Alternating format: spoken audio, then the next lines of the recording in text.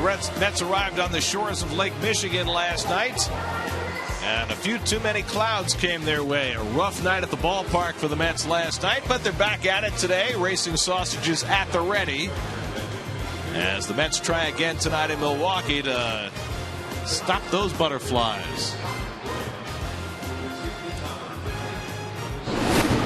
At Miller Park in Milwaukee, Pix 11 Sports presents New York Mets baseball tonight. The Mets play the Milwaukee Brewers. And a pleasant good evening, everybody, and welcome to Milwaukee. Gary Cohen, Keith Hernandez with you tonight as the Mets play Game 2 of their 4-game series against the Brewers. Last night, the Mets were held to just 1 run, and the Mets have scored just 15 runs in 7 games since the All-Star break. A real change in fortune after the way the Mets pummeled the ball during their last homestand, and the opposite of what has happened to the Brewers, who were in a slump before the break and have now gotten hot. Well, the game is a funny game, and you never know how you're going to come out of a break. I always say you kind of lose a little bit of rhythm in the 4 days off now that used to be only 3 in my time.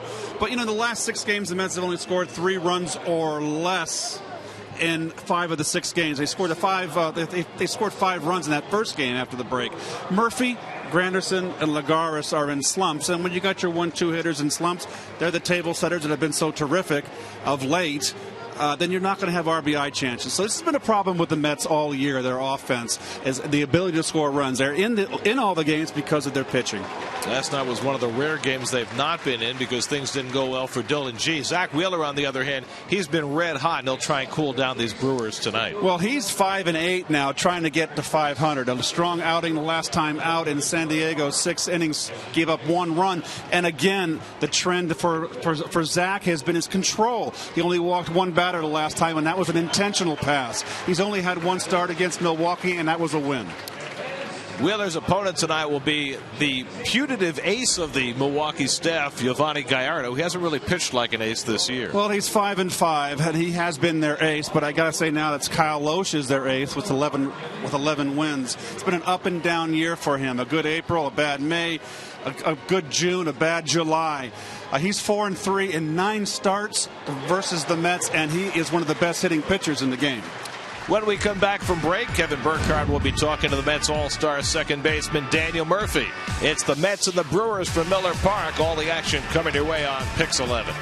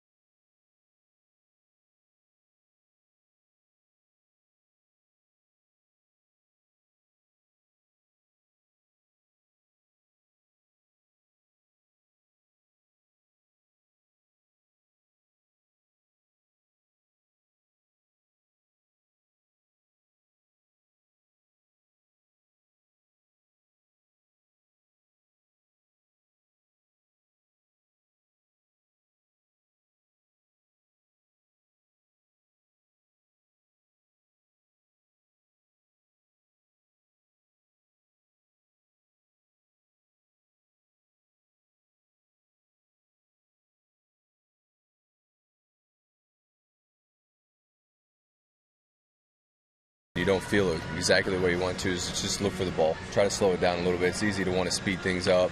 So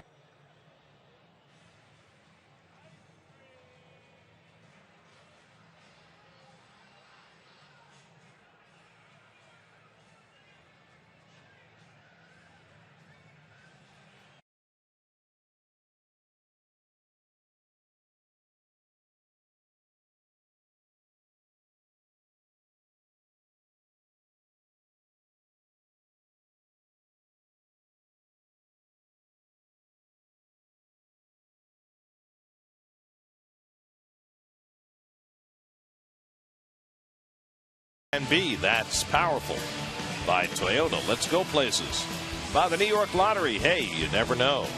And by Nissan, choose Nissan today for great offers on their most exciting lineup ever. Shop ChooseNissan.com.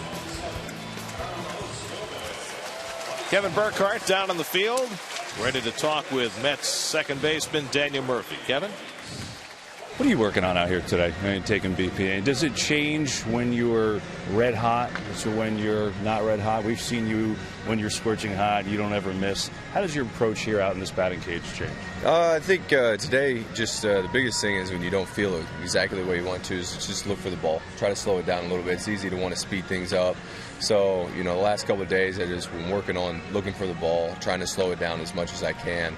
And then when the game starts, try not to chase hits. Easier said than done. Yeah, when you say slow it down, what do you mean by that? Just want to get my foot down really early, really look to attack the inside half of the ball and try to see it kind of as long as I can, and don't be too concerned with, whether or not the ball goes out of the ballpark in BP or I'm, hitting it out of the stadium, or just trying to hit line drives and just stay on it as long as I can. Murph, what does it feel like physically as you go through the ebbs and flows of a season? We see results. I'm the novice. What does it feel like to you? Do you feel it, as a team goes, as the individual goes, physically? Are there big differences in how you're feeling, or not sometimes? It's a taxing season. There's definite fatigue right now, and then that may leak into some of your performance. But like David has said before, we're not the only ones who are fatigued right now. There's 30 ball clubs right now who have guys who have played as much baseball as we have. So I think right now it's about trying to do less, not more. Not trying to do anything outside of yourself, and again, that's easier said than done sometimes. One last thing, Brewers had a quote in the paper today about hitting being contagious. You guys kind of had that feel going into the break. Do you buy that? I mean, when a couple of guys hit, do you feel that goes through the whole team? I think it can be. You just haven't. David Wright right here. When David Wright's hot, we're all hot. Jack Hole. No, it can be contagious. I think that good at bats start feeding off of each other, and hopefully we can start that tonight. Hey man, best of luck to you tonight. All right, have a good one. Gary, let's go back up to you. All right, thanks very much, Kevin. And you wonder, is hitting contagious? Is slumping contagious? Right now, the Mets are in a hitting slump, trying to break out tonight. First pitch from Milwaukee. Mets and Brewers coming right up.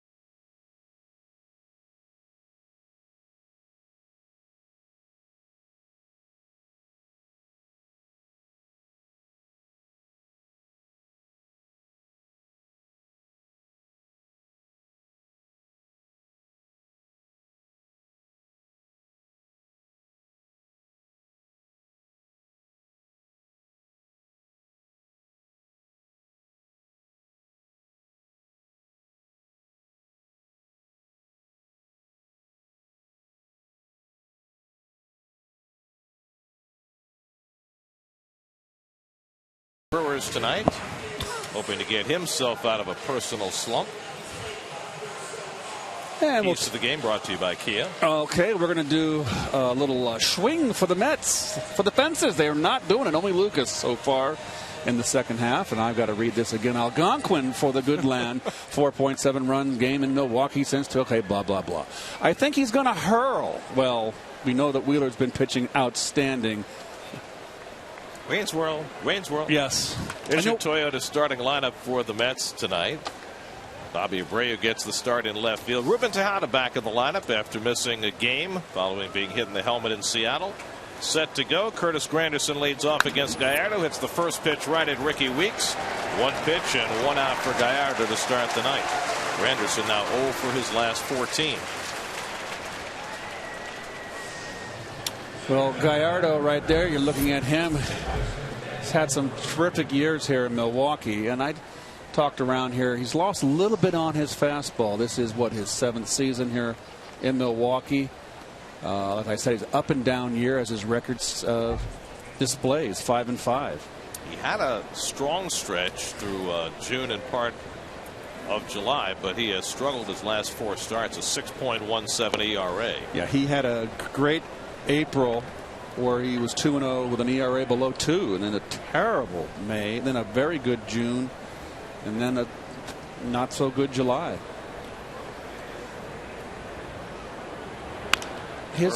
I'm sorry, Garrett. Gallardo's motion is so beautiful. It reminds me very much of Ron Darling's motion. The same delivery. Ronnie had a beautiful motion when he delivered the ball. Murphy 0 for 4 last night. He hits one sharply, and that's a base hit. So whatever Murph was working on in batting practice that he was talking to Kevin about, he gets a result. And the Mets have a 1-out base run. I can expound. He said it was going to hit line drives, see the ball go up the middle. His game hasn't changed. It's the same thing. When you get in a slump, you get out in front, and there's the beautiful motion. Leg kick, the glove going up. So much reminds me of Ronnie. Well, the Mets had just 2 hits last night. They've gotten half of that total already. A little housekeeping issue near home plate. Kerwin Danley trying to help out as David Wright settles in. David 0 for 3 last night. And he has struggled against Gallardo, just 3 for 19 in his career. Murphy at first and 1 out, just getting started in Milwaukee. Well, David's having another year of 400, over 400 against left-handers, but only 241 against right-handers. It's been a tough slog for him against the righties, and it's been pretty much going on all year.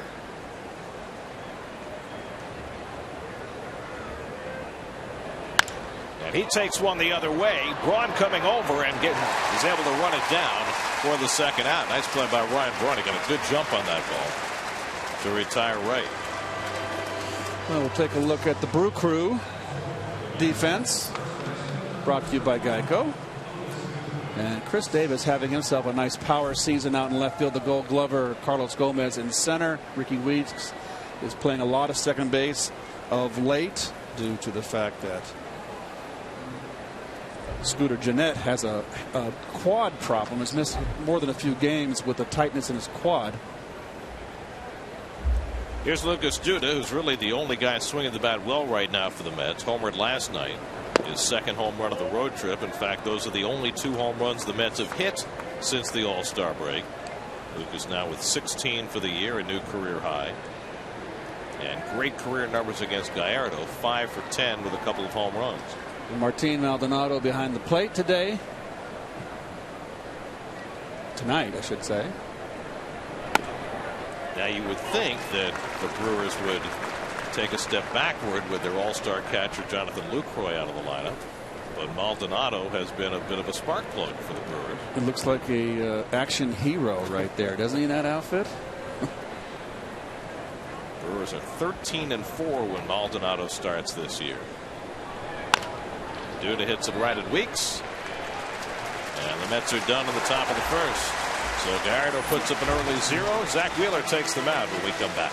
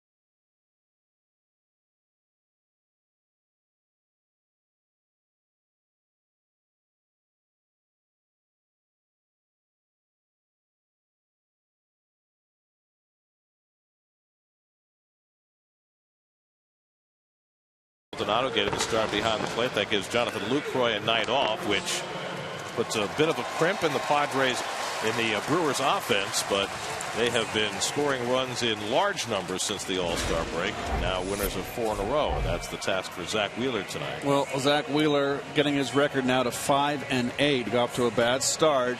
He's won 3 of his last 4 decisions, and over his last 6 starts, 3-1 with an earned run average of 2.48.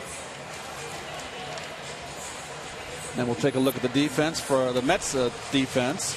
Brought to you by Geico. 15 minutes could save you 15% or more on your car insurance. And Lagares in center. Abreu getting the start tonight and left. And this infield has been pretty solid. Tejada returns to the lineup after getting beamed in Seattle. And d'Arnaud behind the plate. So Wilmer Flores started just the 1 game at shortstop. Goes back to the bench tonight. Going to be interesting to keep our eye on that situation over the next days and weeks. He got hit pretty good. Carlos Gomez leads off and takes a ridiculous cut.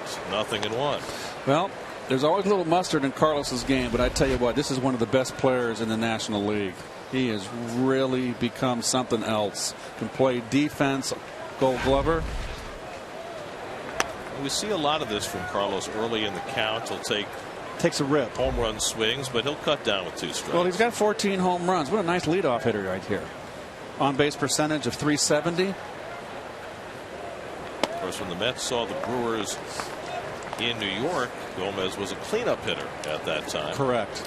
So, like Curtis Granderson, he has performed both roles this year. Very deep in the box, digging in that back foot, getting a little firm footing. Slap to the right side. Duda moved for the ball, so Wheeler's going to have to cover first, and he gets away. And Wheeler winds up on his backside, but he's okay. Well, Wheeler was a bit slow getting over, and he's not the fleetest of foot. And Lucas of late has been going aggressively in the hole, and I don't mind that. It's up to the pitcher to get there.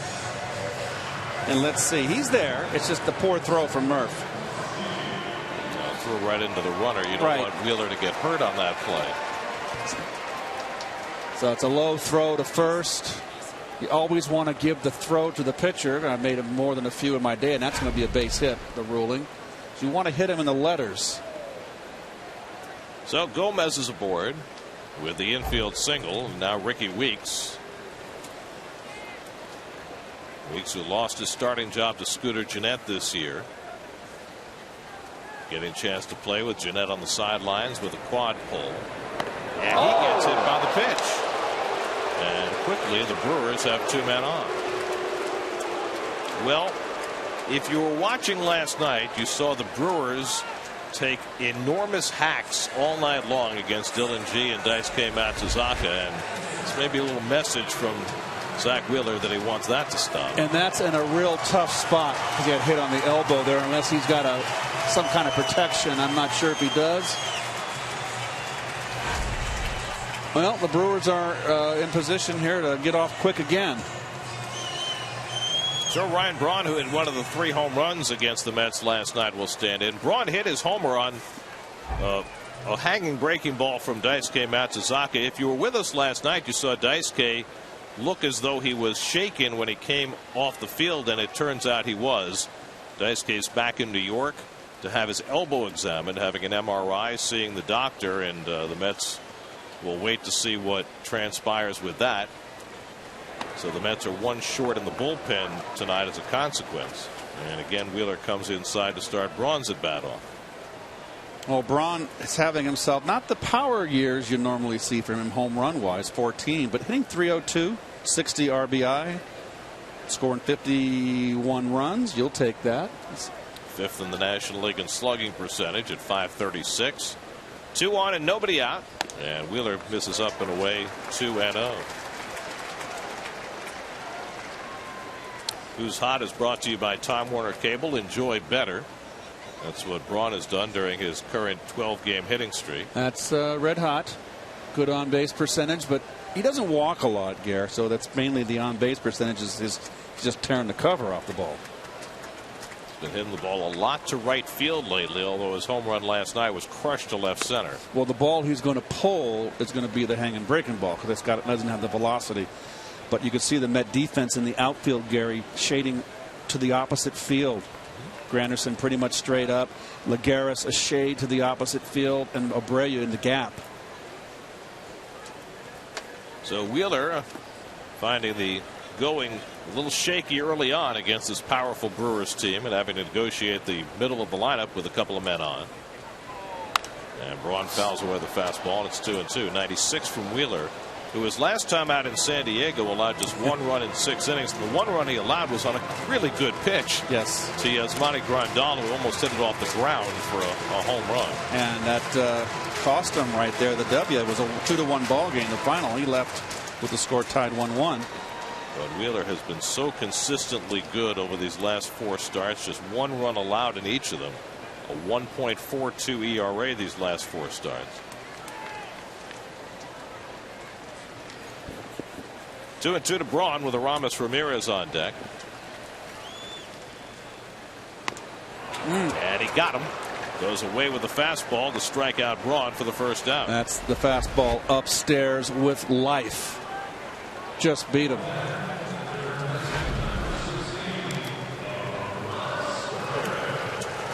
Well, here's another guy that swings from his shoestrings. Takes a rip. Gomez at second, Weeks at first, and 1 out. Ramirez 0 for 4 last night. 2 days ago played his 2000th career game. And said afterward he does intend to continue his career beyond this season. There had been some speculation that he might call it quits. He's had so many nagging injuries to play through the last couple of years. But he feels healthy now and made a great play to rob David Wright of a base hit last night.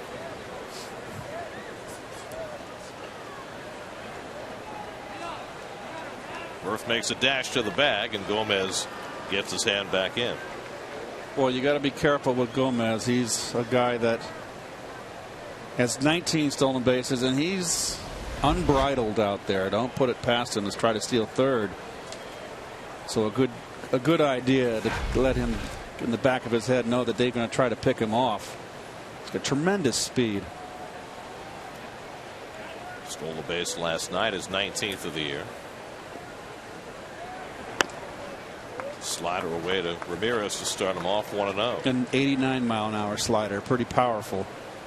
Wheeler is a power pitcher, and we've noticed Gary of late, particularly in San Diego, in the start prior when he had the big lead, he's starting to throw his changeup a little more.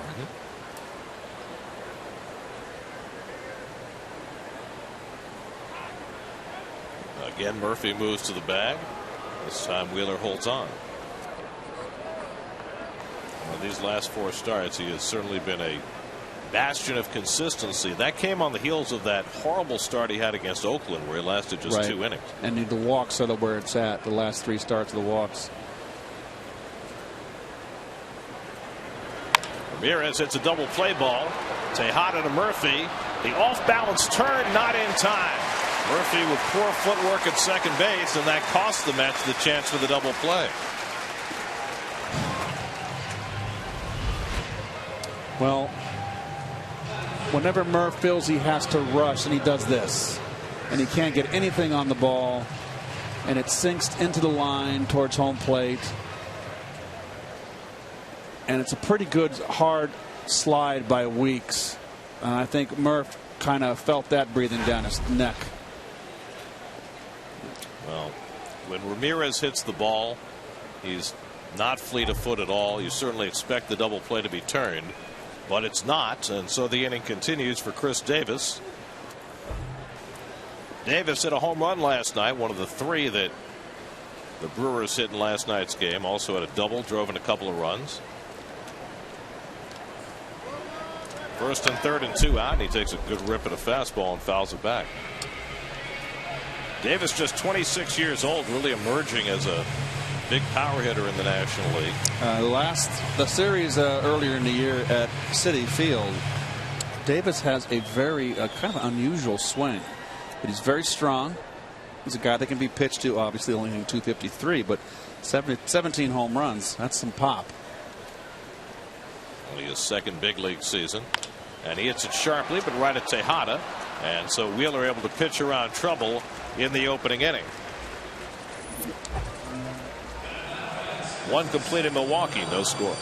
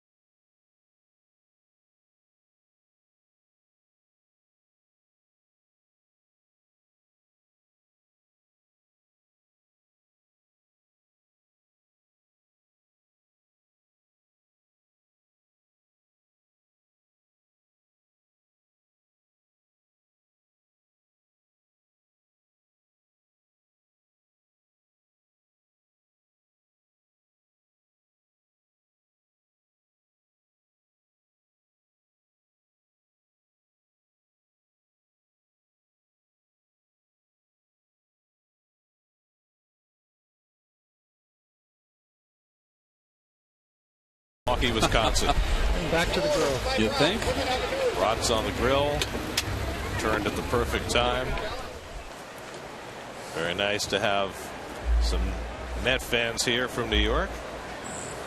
I understand you had a bunch of Met fans in Seattle. They were able to get some really serious "Let's Go Mets" chants going. It was almost a plurality of Met fans at times. Travis d'Arnaud leads off in the second inning. Travis 0 for 3 last night. 22 games since his recall, hitting a .298. d'Arnaud, Abreu, and Lagares for the Mets in the second against Giovanni Gallardo, who needed just 9 pitches to get through the first inning. And Travis takes a strike, 1-1. He's hitting .304 on the current road trip. This is the 8th game of the trip. Mets are 3-4 on this trip.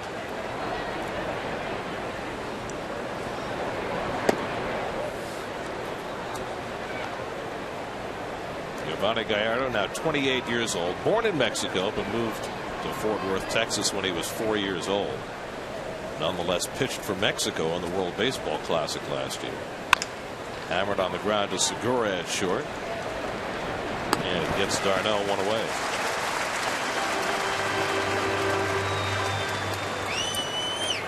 Gallardo now in his 8th season with the Brewers. 86 wins, 58 losses. Brewers have a $13 million option on his contract for next year. Which, a lot of iron. You know, the way pitching costs these days, you have to figure for sure they're going to pick it up, even though he's not having his best year by any means. No, it's last year he was 12-10. These guys won 17 games, 16 games. Here's Abreu, and he takes a strike. We were talking about it last night, Keith, that the guys who have been the mainstays in the Brewers rotation have been Kyle Loesch and Willie Peralta. But if Gallardo kicks it in gear to go with their offense, they could be formidable coming down the stretch of the season. Well, pitching will always carry you a lot further than the offense, and obviously if you have both, you've got an extraordinary team. I mean, Matt Garza pitched a gem last night. He certainly had been underwhelming up until that point. And I was watching. I got into town last night around 5 o'clock, so I had dinner in the hotel and watched the game in the steakhouse. And Garza pitched really well. He pitched good because he pitched inside. The game hasn't changed. It made the Mets very much aware, particularly the left-hand hitters, of his fastball in. Well, he was able to redeem himself after being knocked out in the first inning in his previous start. Guy they gave a lot of money to in the offseason. 1-2 coming. And the curveball in the dirt. Maldonado asks for the half swing to be checked out. Lance Barksdale says no. Gallardo always had the 12-6 breaking ball, the curve over the top. Straight down. When we were kids, we used to call it a drop. Remember? Garrett, do you remember that? Or was I too much older than you? Maybe that was your neighborhood. Well, I'm old school. We called it a curve. I'm old school. Did you have a slip pitch too? Fastball gets the Bray, 1 strikes. First of the night for Gallardo. 2 out of the inning.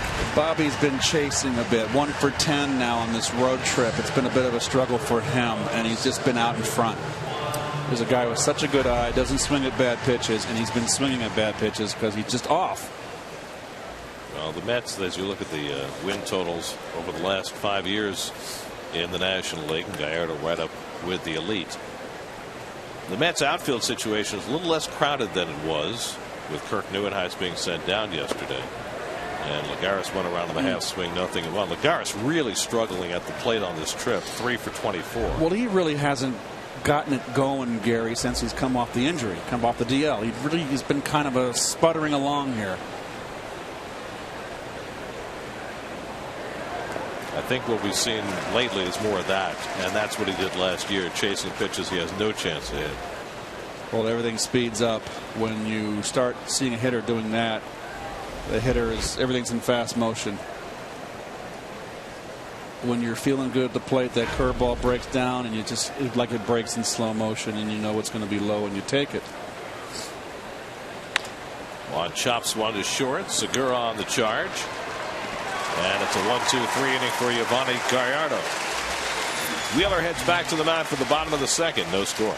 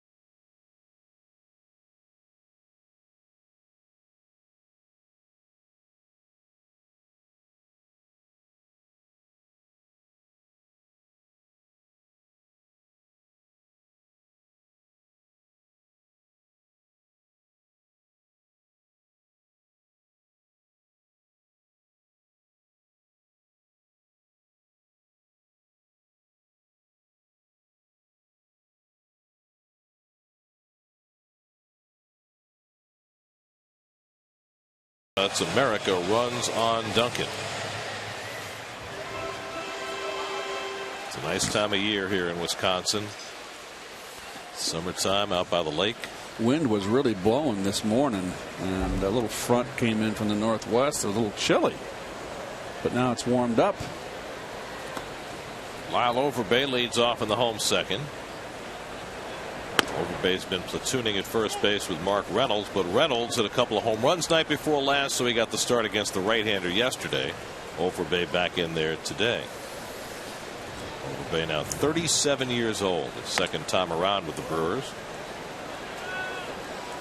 It's his 49th start, all at first base. Gene Segura on deck, then the pitcher Gallardo, one of the better hitting pitchers in baseball. And the curveball from Wheeler in for a strike. Very nice. This is beautiful. Breaking ball, back door. after a fastball inside that move him off the plate. 1-2. Just missed the outside corner. Kerwin Danley, the home plate umpire, deemed it away. 2-2. And that fastball was 97. He's found that fastball. He brought it with him to the ballpark again. Struck him out. Good fastball to get over Bay. Second strikeout for Wheeler. Well, it's the one thing you know you're going to get from Zach, and that's going to be that gas. He is one of the hardest throwers in the game. He has got a golden arm and a beautiful motion, Gary.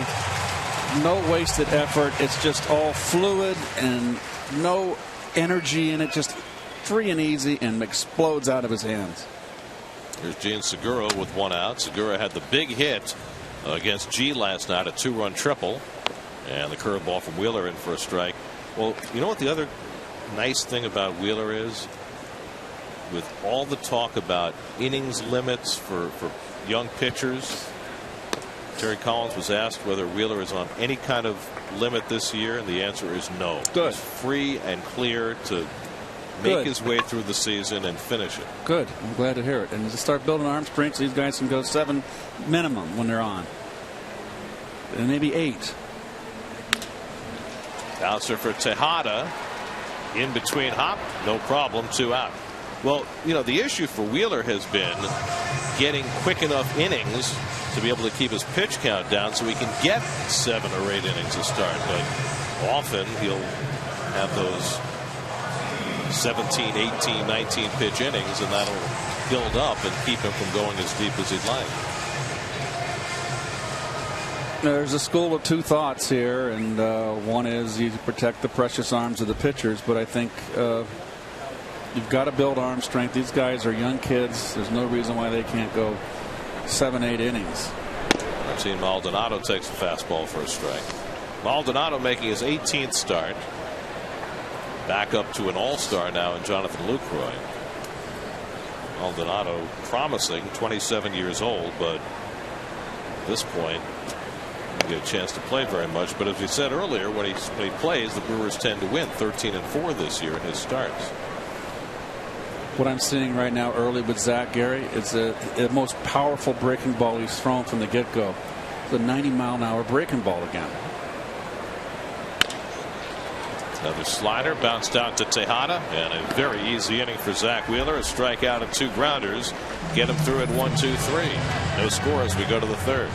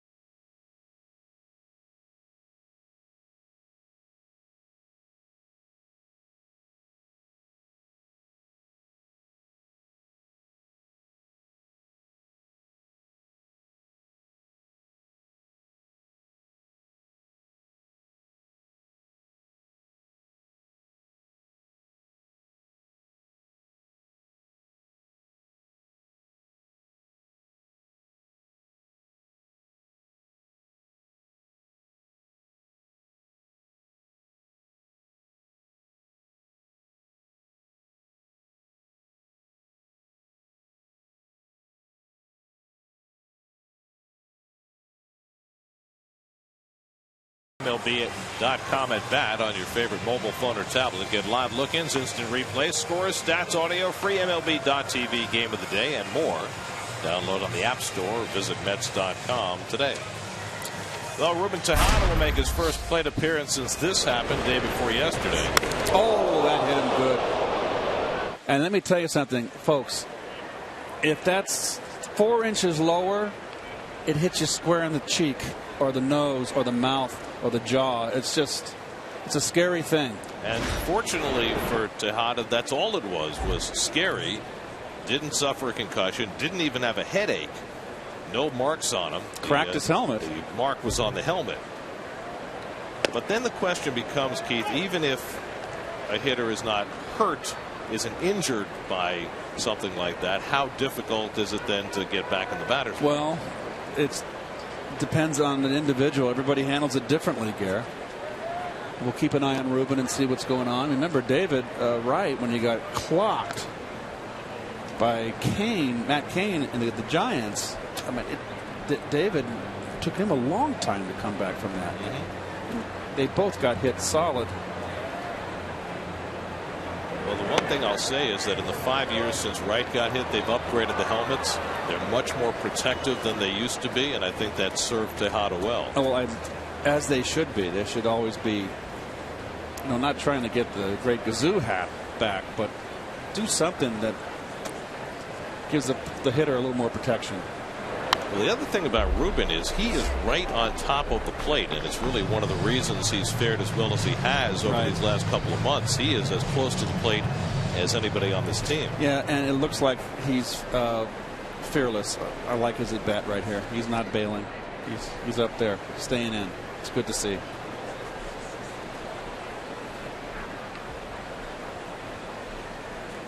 Two from Gallardo, and he struck him out with a fastball. Second strikeout for Gallardo.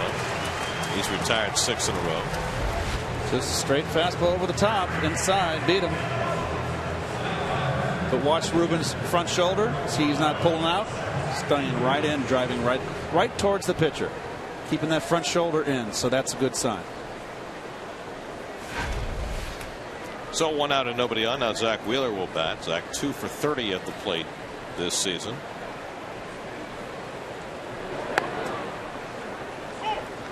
I'm telling you, if we can do a split screen of Ron Darling's windup up against Gallardo's, it would be almost the same.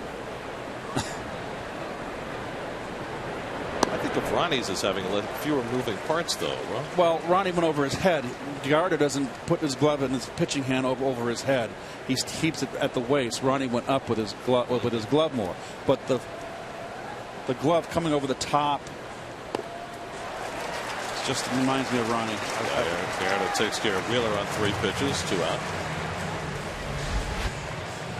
So he's got it working here. In the first inning, he did not get his breaking ball over. There's a big leg kick straight up. You know what? I think you're right. Yes. The more that I look at that and think about Ronnie, I think you're right. They're very. They're both beautiful motions. Ronnie had a very fluid motion. It was a pretty motion to watch, and I got to see it from the backside because I was at first base. 2 out and nobody on. Now Granderson, who grounded out on the first pitch of the game, and he takes a curveball inside. So Granderson, who was so hot before the All-Star break, has hit the skids. 0 for his last 14. And it's really been a team-wide affair. I mean, the Mets coming into this game through the first 7 games since the All-Star break had a 168 team batting average, the lowest in the majors since the break. And you'd have to say fortunate to have won 3 of those 7 games because they've gotten some outstanding pitching during that stretch. Well, the pitching has been what's pretty much carried this club all season, Gare. The offense has been the struggle. And interesting, Joel Sherman's column in the Post today regarding Carlos Gonzalez and Troy Tulowitzki with Colorado. The Mets having interest. But there's going to be a lot of clubs that are going to be interested in those 2 guys. Well, I think Joel's point was that the Mets matched up well with the Rockies because they have so much good young pitching in their farm system and at the big league level. As Granderson goes out on strikes and Gallardo strikes out the side in the 3rd. But it takes a lot more than that to make a deal, as you know. No score in Milwaukee.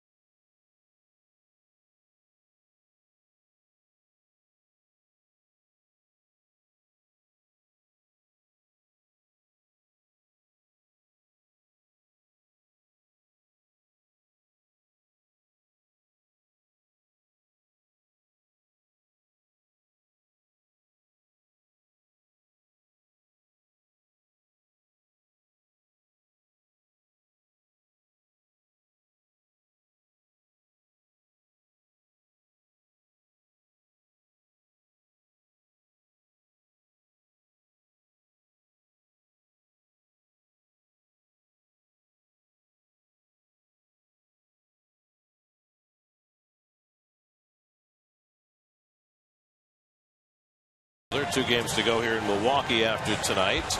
Tomorrow night and Sunday afternoon. Then the Mets go home to play the Phillies and the Giants. It's a 4-game series with the Giants wrapping around to Monday the 4th. The Giants tonight are opening a series at home against the Dodgers, top 2 teams in the West. Tim Lincecum and Zach Greinke. And starting at second base tonight for the San Francisco Giants, Dan Uggla. How about that?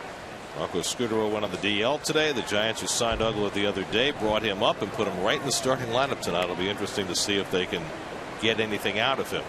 Yovani Gallardo, one of the best hitting pitchers in baseball, takes a strike. Well, Gallardo hitting 152 this year, 5 for 33, which is low for him. He's a lifetime, coming into this year, a 214 hitter. 211, excuse me. 12 career home runs, most among active pitchers. Had 4 home runs in a season back in 2010 and won a Silver Slugger. He can hit. Wheeler throwing fastballs that so far nobody's caught up to. Carlos Gomez on deck, Ricky Weeks behind him. And you see the career numbers on Gallardo. 42 RBIs for his career and just 395 at bats. But he's going to have a hard time dealing with the 96, 97, 98 mile an hour fastball. I don't care how good a hitting pitcher you are, when you got a guy bringing the gas like that, it's going to be tough. Hitting once every 5th day. And there's that curveball. 1-2. The Brewers, by the way, with their win last night and the Giants' loss, began today with the best record in the National League, which I think, and this is no disrespect to the Brewers, I think it really points up just how much there's a lack of a power team in the National League this year. The Brewers are 13 games over 500, which is certainly respectable, but for that to be the best record in the league on the 25th of July is rather stunning. Well, the 2 teams that, well, the one team that's disappointing, I think, underachieves, and that's the Dodgers, because they've got the most talent, I think, of anybody in the league. They certainly got the payroll that kind of proves it, but you know, the Dodgers are in second place. They're 56 and 47. 2-2. Got him with a high fastball. So Gallardo disposed of. 3rd strikeout for Wheeler.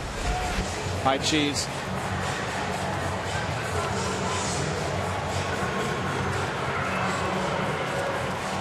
There's the motion. Just free and easy. Like it comes out of a cannon. So 1 out and nobody on. Here's Carlos Gomez, who has the only hit for the Brewers, an infield single in the 1st. And but for a better throw by Daniel Murphy, that could have been out as well.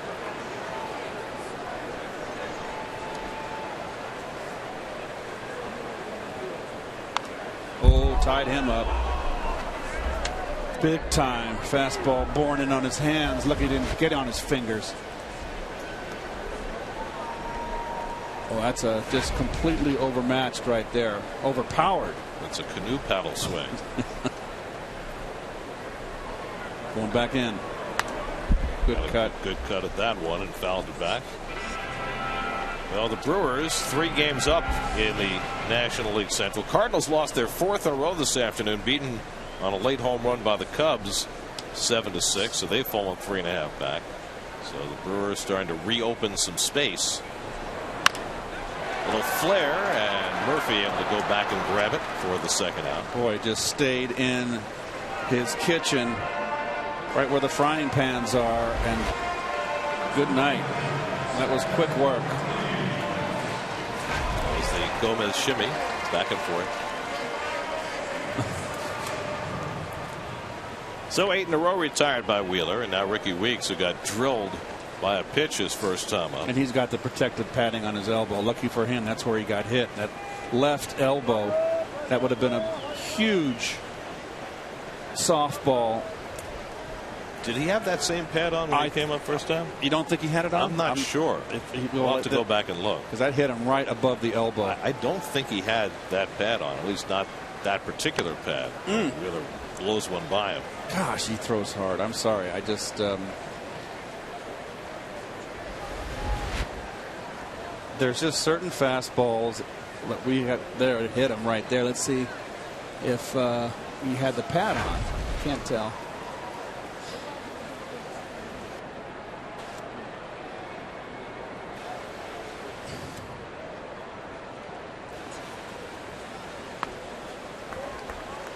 1-1 to Weeks.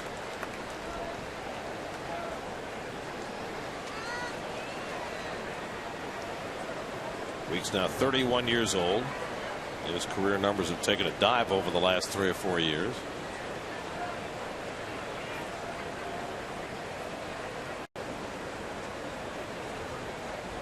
Good curveball by Wheeler to get ahead 1-2. Boy, oh boy.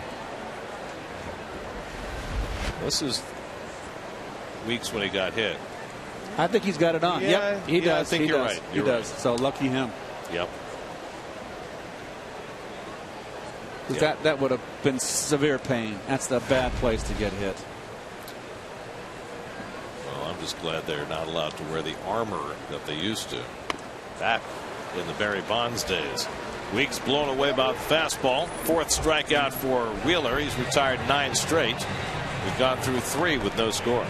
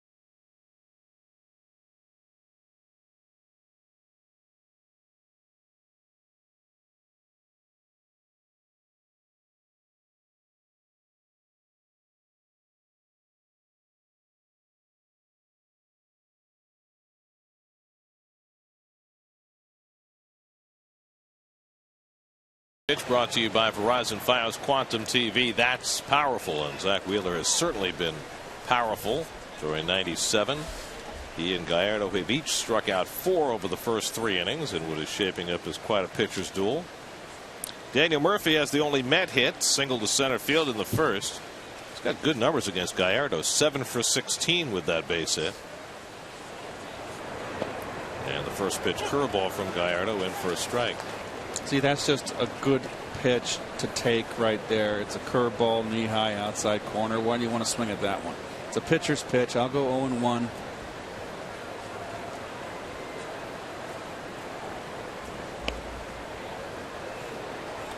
Well, we're 6 days away from the trading deadline, and there's been a lot of speculation about what the Mets might or might do. And Daniel Murphy's name comes up from time to time, and it's such an interesting call for the Mets because here Murphy's been their best hitter for most of this season. He's been an all-star for the first time, and so much of it probably depends on where the Mets perceive they are 5 or 6 days from now when the trading deadline arrives. Slap toward third, a foul ball. What makes it more intriguing right now is the fact that all of a sudden at the upper levels of the Mets farm system, they've got some significant middle infield pieces.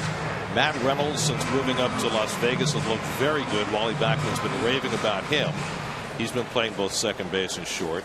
And Dilson Herrera, since they moved him up to Binghamton, has been even better, also playing second base and shortstop. So there are pieces moving through the system and getting close to the big league level. Throw Wilmer Flores into that mix as well, as Murphy lines his second hit of the night, that all of a sudden middle infield is becoming a position of strength for the future for the Mets, and that makes Murph's future that much more intriguing. Well, we're going to take a look at the motions here. Watch Wheeler straight up and down. Look at his legs. Now look at Gallardo's difference. Gallardo's foot is further back. Look at the stride of Wheeler. Huge. Where Gallardo right over the top. Wheeler much lower, drop and drive.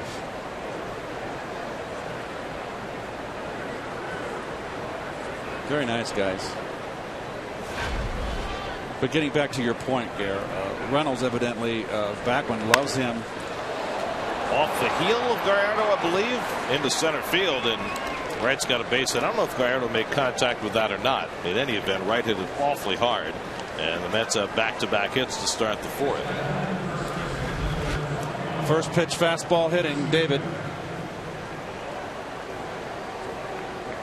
Right down the pipe. No, right between his legs. Skipped out of the way. So a couple of hard hit balls by Murphy and Wright to get the Mets in position here in the fourth. We're talking about the middle infielders here. You were the young man in, was it Reynolds?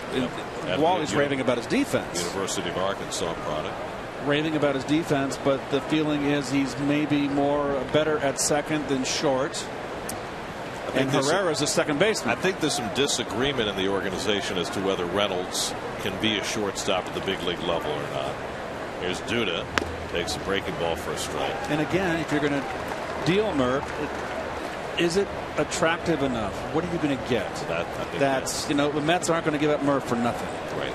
So or should they? You're right. I think that really has been Sandy Alderson's mantra since he arrived.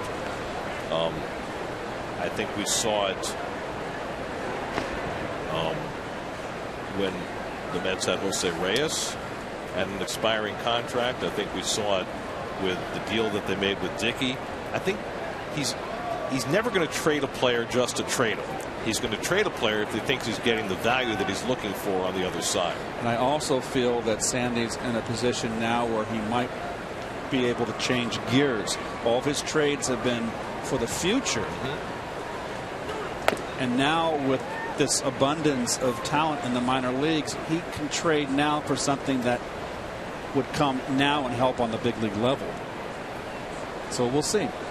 We don't know what's available out there. Only Sandy knows that. Right. I mean, what the Mets need more than anything else is a big middle of the order bat. I would love for them to get a bona fide third hitter, move David down to 4. The problem, of course, is that over the last few years, the big middle of the order bat has been the hardest thing in baseball to find. So all those are parts of the dynamic that will work their way through the next 6 days before the trading deadline. And it could be that nothing happens. And the joker in the deck. Duda hits the curveball in the air to left, and Chris Davis comes in toward the line. And that's the first out of the inning. And the runners have to hold. The wild card in the deck is, of all the sports, you've got talent in the minor leagues. There's no guarantee they're going to do it in a major league level. That is always the gamble. How many first-round draft picks? How many can't-miss guys miss? It's just baseball is very unpredictable. And over the last few years, because of the finances of the game, prospects have become that much more coveted, right? Players who have zero service time or just minimal service time, who you can control. You'd like to hang on to as many of those as you can, as opposed to guys who are further into their careers and command the big dollars. And that's not just true of the Mets, that's true of every team. Now, some people feel as though it's gotten to the point where prospects are being overvalued. To your point, yes, that you don't exactly know what you're going to get till they get to this level. Well, the Mets have always been very good at touting their minor league prospects and then dealing them for, and they haven't panned out. Darno bounced to short his first time. Bounces that one to third, might be 2. Ramirez to Weeks and on to first, not in time. Darno able to beat it out and keep the inning alive. Darno runs very well. This is a one-hopper. No wasted motion from Ramirez and a good turn by Weeks. But I'm telling you, d'Arnaud runs well. Hasn't got the build, at least at his age right now, of your typical catcher. He's more built like Jerry Grody, athletic. Well, Travis's brother Chase is an infielder outfielder, and they're both built very similarly. You think of catchers, you think of guys like Johnny Bench, big burly guys. John Buck. Yes. So now Bobby Abreu with first and third and 2 out. Abreu struck out his first time up. Murphy at third, d'Arnaud at first. Abreu takes a curveball for a strike.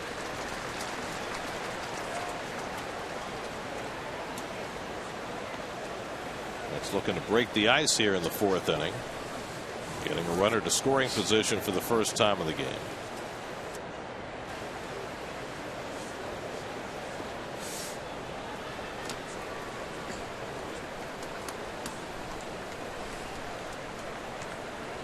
Abreu bounces a curveball foul, and it's 0-2. Bobby's bat has really cooled down over the last 6 weeks. Go back to June 13th. He's 6 for his last 43. As he has shared playing time in left field. Of course, what Abreu was brought here to do was to be a veteran bat off the bench, but he's not been able to do that at all. His pinch hitting has not been a strength. As fine a hitter as he was in his career, it's a tough job for anybody to be spot playing, pinch hitting. Here's the 0-2. Well, I mean, there are certain guys who at a point in their career realize that they're a 4th outfielder and become that guy. But Abreu never was. He was a starting player his whole career. So even though he's 40 years old, he has very little experience as a pinch hitter. And he has not fared well in that role this year.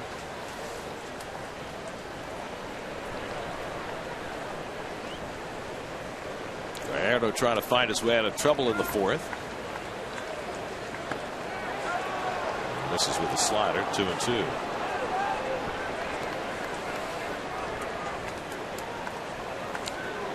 Those are the career pinch hitting numbers for Abreu, and this year even worse. Well, but for the first month, 2 months that he was here, every time he played, he got a hit or 2. That though has started to dry up as well. 2-2 now to Abreu. Bobby goes after the breaking ball, and Gallardo gets out of the inning. 5th strikeout for Yovani Gallardo. The Mets get 2 men on, but leave them. Middle of the 4th in Milwaukee, still no score.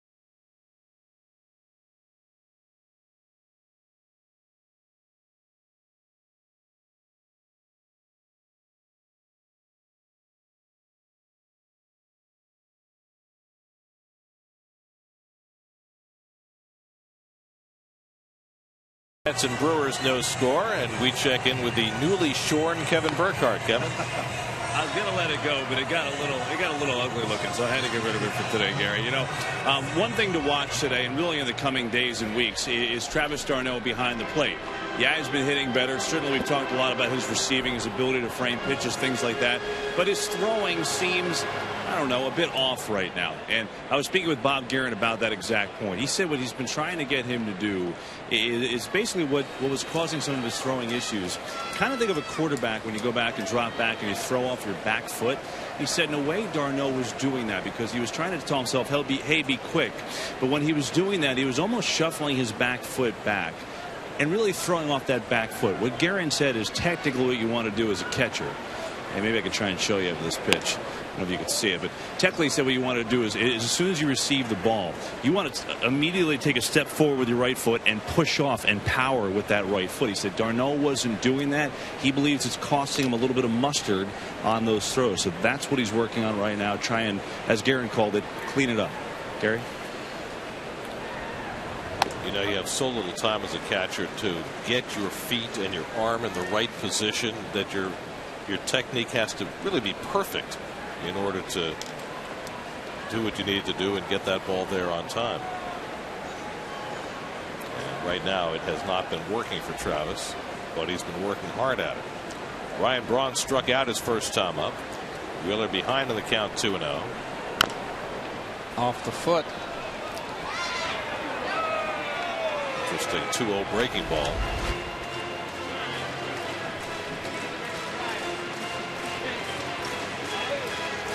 You know, guys, it does take some time. I mean, you know, look at the improvement in Anthony Recker in 1 year, you know, working with Guerin. So it's getting there. It'll be interesting to see how Travis goes forward in that department as the year goes on.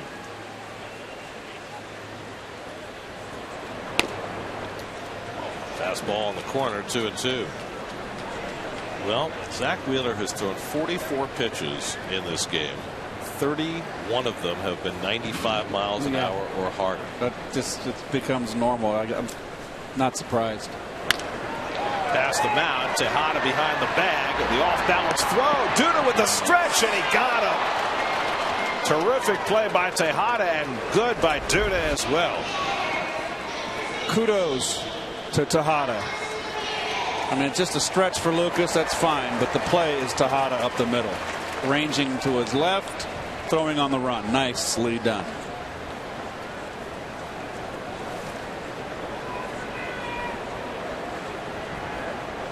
Nice stretch. There you go. With a point of your foot where your toes are on the edge of the base to get maximum stretch. Well done. Tejada's had himself a busy night. That's 5 assists already for Ruben. Ramos Ramirez takes a curveball in the dirt.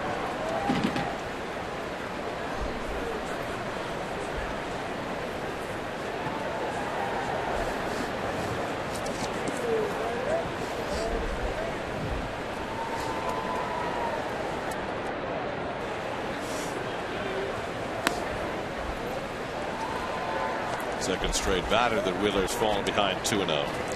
Brewers have had only one hit, and an infield single by Gomez leading off the first inning. Wheeler's retired 10 in a row. Chris Davis waits on deck. And Ramirez takes a fastball for a strike.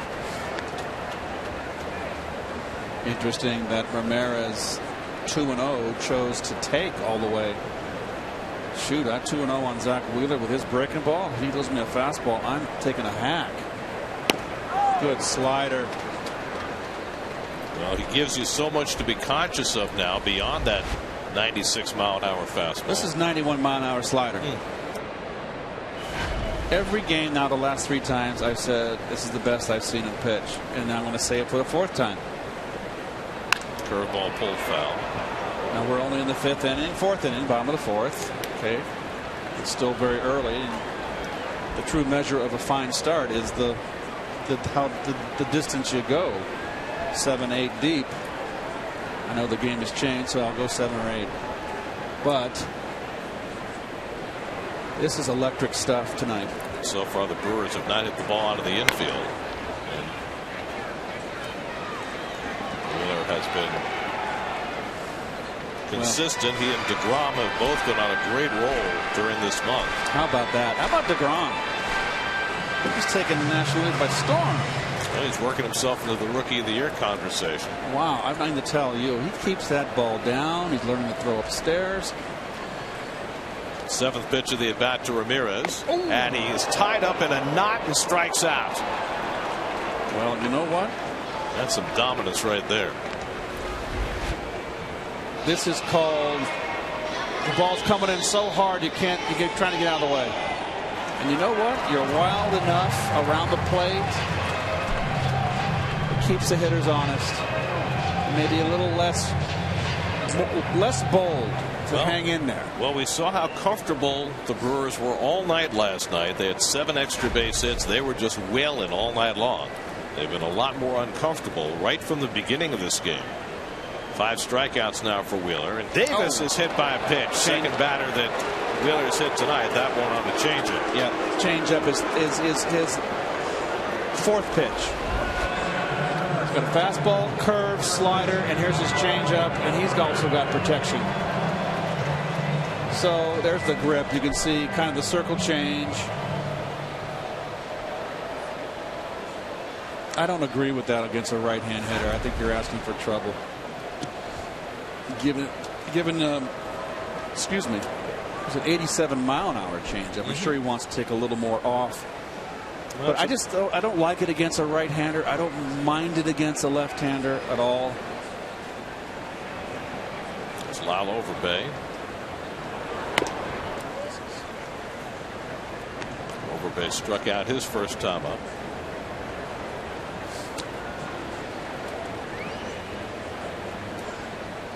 Well, it's been a very different look for the Brewers tonight. Even before Davis got hit, it's been an uncomfortable night so far for them. And check swing foul.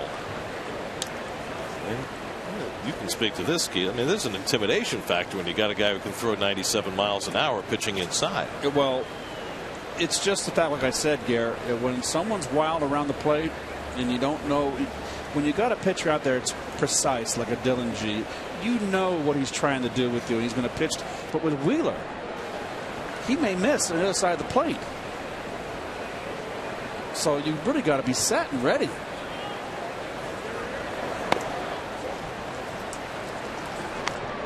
It was interesting listening to Zach last night. He was talking with Kevin Burkhardt during the game, and he was talking about how much he has learned about using his secondary pitches.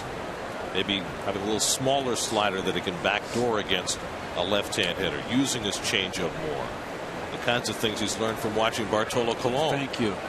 Thank you, Gary. Absolutely. Oh, that's throwing a fastball right by him. Watching Colon pitch. Colon here, the 40-year-old veteran, not overpowering, and just watching him work. That alone is worth his weight in gold, which is significant. The price of gold? Bet. 2-2. Up and away and a full count to Overbay. Wheeler has not walked a batter tonight. He has hit 2 batters. Struck out 5. Duda's going to play behind the runner Davis at first base. 6 innings or more, 1 run or less, 9 starts this year, including the last 4 in a row. Davis will be running 3-2, 2 out. And Overbay down on strikes. Threw him a fastball up and away. Gets his 6th strikeout of the night. Wheeler rolling. So is Gallardo. Good pitchers duel in Milwaukee. No score going to the 5th.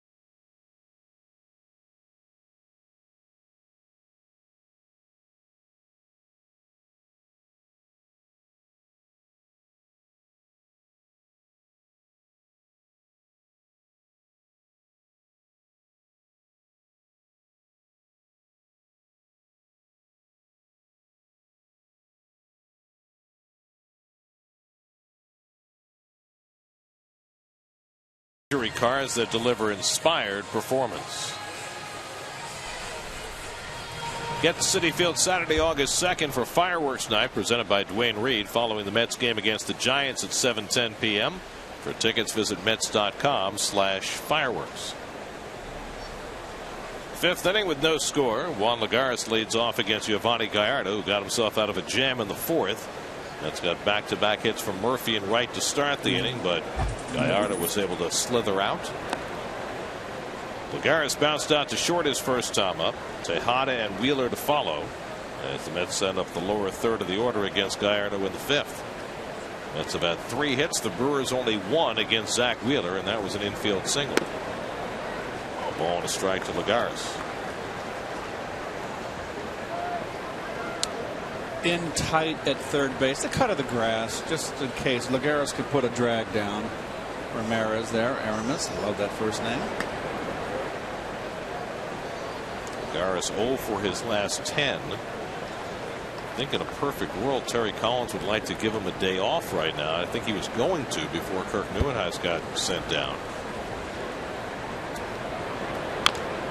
Forced to stay with Lagares because he really doesn't have another center field option right now. Chris Young has shown that he can't handle that position. Well, Chris Young would be the other alternative. Well, they've used Granderson out there too, but either way, it so significantly weakens your defense. Lagares gives you so much out there that you hate to sit him for even a day. But Neuenhuis at least gave you a better alternative. 2-2 coming. Curveball fouled away. Well, that was a hanger right there. This curveball just rolls in and stays up. Right? Oh boy, belt high enough. That's what happens when you're going bad, right? Yep, and then you allow the pitcher to get away with that mistake, and then give him a chance to make a nasty pitch on you. When you're red hot, he pays. 2-2 coming. Hit to the right side. Overbay makes the play to Gallardo. 1 away.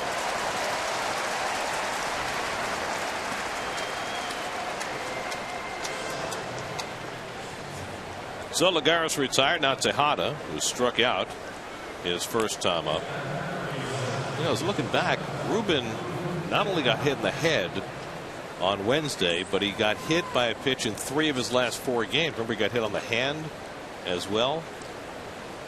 Was it the prior game or a couple of days before that, where we were concerned that that hand had swelled up a little bit. So he's been a bit of a pincushion lately. Just like, hey, I'm a number 8 hitter. Leave me alone. Well, it's funny with Tejada. We've called attention to his high on base percentage this year and all the walks that he's drawn. He's also been hit by 6 pitches, which is the most on the club, which contributes to that high on base percentage as well. It's also about how close he stands to the plate.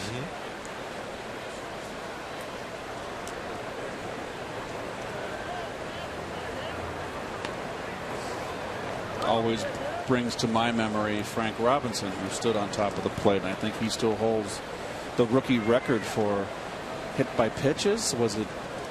I believe it might have been either 18 or 22. I'm not sure, but he got drilled his first year up in the big leagues. Never backed off, though. No. Don Baylor was another guy who stood right on the plate. Yes. And got hit a lot. Yes. And of course the best single season pincushion of all time, Ron Hunt. Well, he went up there with body armor.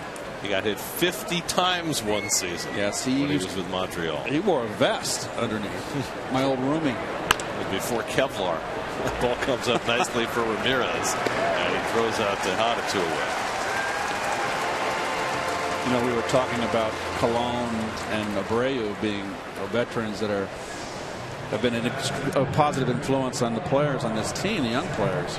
Ron Hunt was that for me. It was I got invited to camp, and he was my roommate. And I learned something very important from him, and that was when you got hit by a pitch to a spot that can get swelled up, like your elbow, your wrist.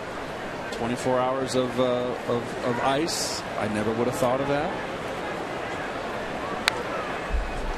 I got hit a few times, hard and bad spot, and that bit of advice always stayed with me, and I was always playing the next day. And it was 20 hit by pitches as a rookie, Frank. And it's not a rookie record. It was in 1956. But 20 is a lot. It is a lot. Anything in double digits is a lot of pain. The guy more recently who got hit by a ton of pitches was Craig Biggio. Another guy that stood on top of the plate. Yeah, he would lean his elbow in and get hit on purpose sometimes. Wheeler hits the curveball in the air pretty well to left field, but Davis has it lined up. And that retires the side. We are halfway through in Milwaukee. As you look down the Milwaukee River, Mets and Brewers, no score.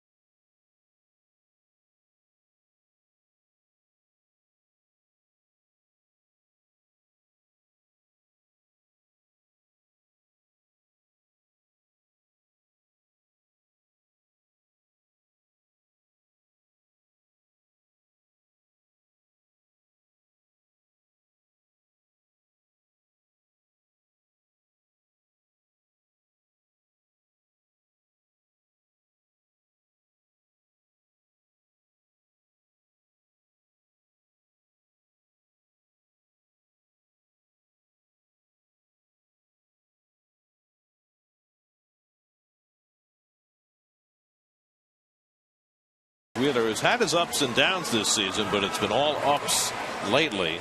Last night, Kevin Burkhardt, during the ball game, asked Zach about the adjustments he's need to make along the way. Hitters are making adjustments to me, so I got to make them back. When I came up, they're having a little bit of trouble just because, I was a harder thrower and I had good off-speed stuff, so they had to make the adjustment to me, and like I said, they made it. So now I have to make an adjustment to them the next go-around, and, especially with teams in our division, we face them so many times. Just changing things up also. If I pitch into somebody and I always get them out, maybe go away because they're starting to turn on that inside pitch. I'm a fastball guy, so people are going to start jumping on my fastball, early in the count, earlier in the game, trying to, get the runners on base. So I might start, using my curveball a little bit more just to get it over and, keep them off balance. And when it's, 0-2 count or something like that, and when I normally throw an off-speed pitch, I might just throw a fastball and try to get it by him. And they're like, oh, if that was a ball, they might think another, curveball's coming, but I'm going to blow another fastball. And try to, keep them off balance and keep their mind going. He's learning, isn't he? He is, and I have an opinion on that, and I will express it. Gene Segura leading off in the home fifth, and he takes low 1-1. I just think that Zach is becoming more honed with his pitches, and he's got such outstanding stuff. We said from the beginning when we saw him that he always brings his fastball.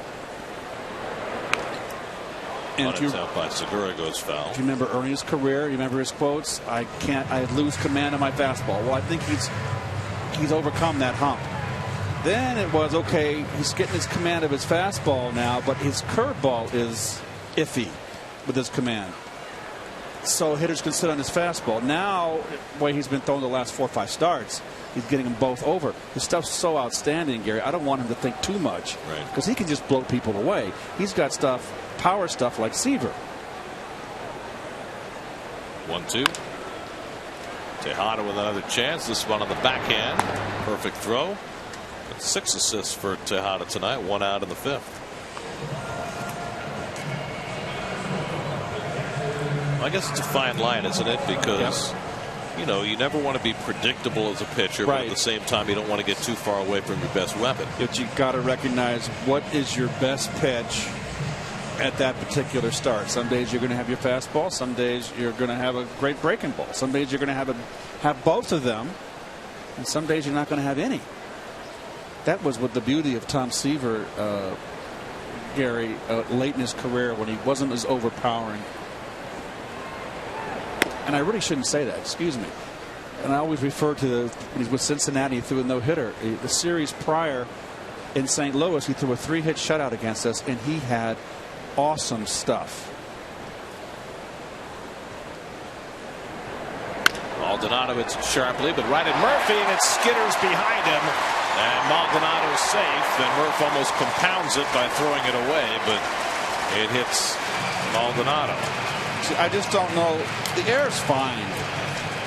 The ball overpowers Murph, but he's got to know right now he's running back for the ball. He's not going to throw Molly Puts out. Now, I've never seen Molly run. So it just don't make the throw. Yeah. That was my dad's term. Well, that's that over exuberance that Murph has that so often gets him in trouble. But you're right. That you got to just put it in your pocket. You've got to know. He had to run 10 to 12 feet to the ball. You're not going to throw anybody out. Well, now Gallardo's up there. Mets look for the bunt, but there's no guarantee that Gallardo's bunting. Struck out his first time up and takes a curveball for a strike.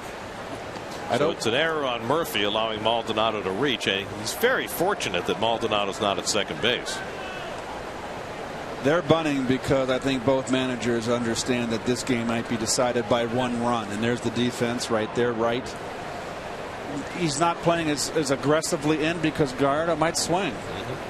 Even though here comes David. Gallardo lays off the curve, and it's in for a strike, and it's 0-2. Well, Gallardo a little unhappy. Back-to-back curveballs that he's taken for strikes. Yeah, his heart wasn't in it, was he? Was it? Well, let's see if the bunt's still on here. Gomez on deck. Wright stays in on the grass at third. And Gallardo takes strike 3 call and just flips the bat in frustration. I don't think he wanted anything to do with that at bat. All curves or just a fastball? Fastball. See ya. 7 strikeouts for Wheeler. Now, I don't want you to think my tone is always emotional when I'm not getting on Murph. My tone, I've always had to work on that. I think like Ralph Kiner. Ralph never raised his voice. Very calm and cool. Well, I got Spanish and Irish in me. It's tough for me not to get. So don't take it the wrong way. I'm not getting on Murph. Just making a point. Emphatically. Slowly hit. Tough play for Wright against Gomez's speed. Low throw. Duda handles it. Side retired. Nicely done by David Wright to throw out Gomez. And Wheeler able to work around the error in the 5th inning. Scoreless game as we head to the 6th.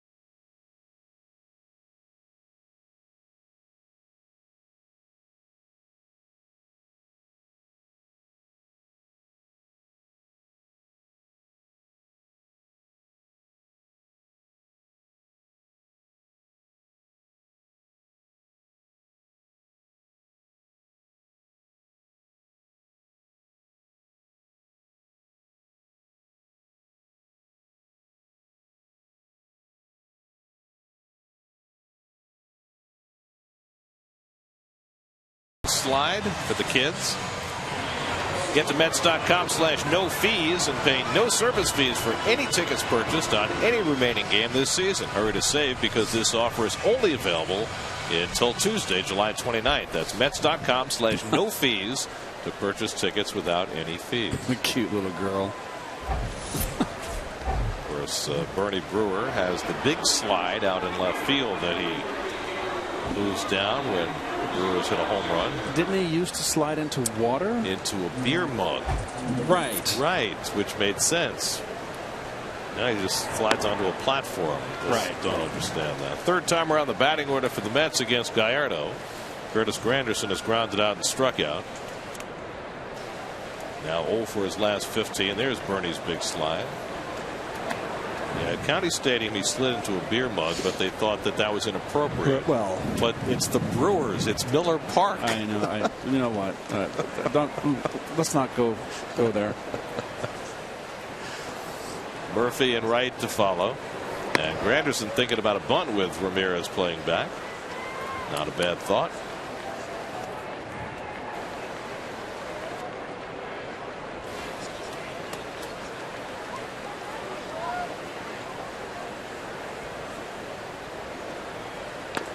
Mm. 2-2 to Granderson. Curtis has just been swinging through that belt high and up fastball away, right under it. Really drops that back shoulder, makes him a low ball hitter.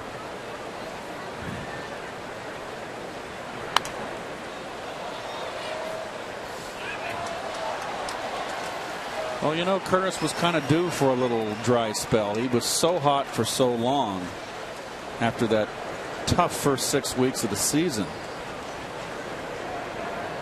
Well, he had a great couple of months, now going through a little bit of a skid. Strike 3 called, so Granderson caught looking. 6 strikeouts now for Gallardo. Backdoor slide ball. Just popped it in there. Knee high, outside corner, good pitch. So 1 out and nobody on. Daniel Murphy coming up. We check in with Kevin. You know, maybe one of the toughest decisions that Ron Renegade, the manager of the Brewers, will have the rest of the year, Gary, is how much to not play Jonathan Lucroy. You're saying, wait a second, the guy is an MVP candidate, but he's their catcher. And so what do you do in this situation? He did not want to give him off today, but he said, I had to. I asked him, how do you deal with this now the rest of the year? Not only the rest of the year, but obviously this is a team that hopes to have a run deep into October. He said, well, it's hard. He said, you know, really, you're judging a few things. Certainly I'm going to watch him closely to see if he shows any signs of fatigue. If there is a matchup issue once in a while, I'll certainly take advantage of that and give him a day off. The other thing which they've done a little bit is they've gotten him over to first base. He's played 6 games at first base, but he's really less than adequate over there. Now, the good thing is Lucroy is he'll play anywhere. I mean, he said, hey, play me wherever you want, but he's just not there yet. This spring, for the first time ever, he took ground balls at first base. He did play 14 games there last year, and you can see maybe in the future that's the way they'll go. But right now, he's got to be back there behind the plate. So it is a delicate thing. He came in today, Gary, with 410 plate appearances. That's 32 more than any catcher in the National League. So the decisions will go for the rest of the year.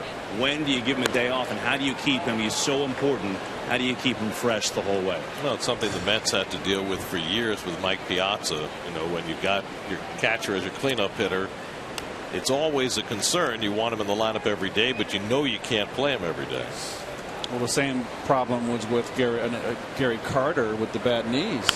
I remember Davey wouldn't play him on day games after a night game because of his knees. And Davey told me he would get fan mail. Fans were upset. They work during the week, and you got mail saying, you know, I can only come to Saturday and Sunday games, and I want to see Carter, and you bench him every day game. Bobby Valentine got the exact same calls and letters because Mike used to sit every Sunday. And, you know, there were folks who had the Sunday ticket plans, and they'd come every Sunday, and every Sunday Mike wasn't in the lineup. Precisely. And the same thing with Carter, but you know what? But Lucroy has become that kind of important player.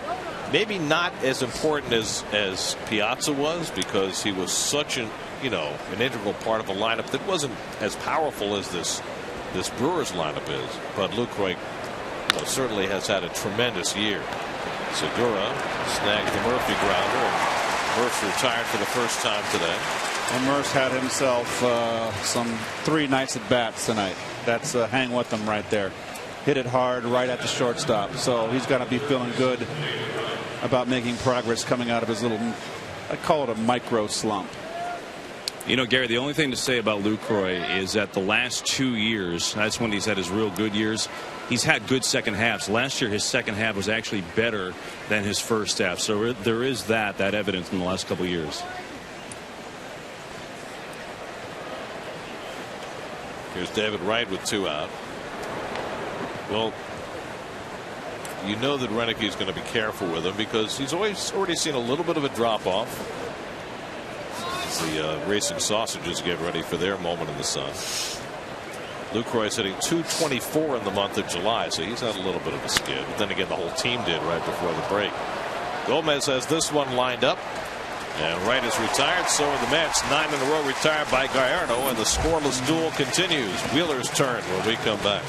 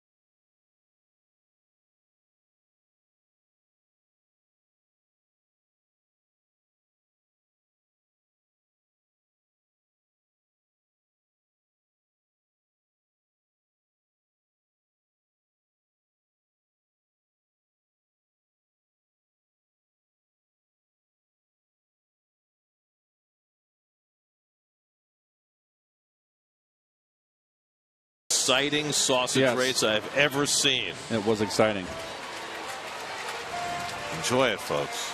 And chosen and cheer on your favorite. We heard the favorite was number 1, the bratwurst. Go. They were goofing off until the last moment. Look at the number of changes of lead we get tonight. He's number 3 on the inside. Bratwurst. Little couple of stock cars. Could be an objection there. Look at the Polish on the inside.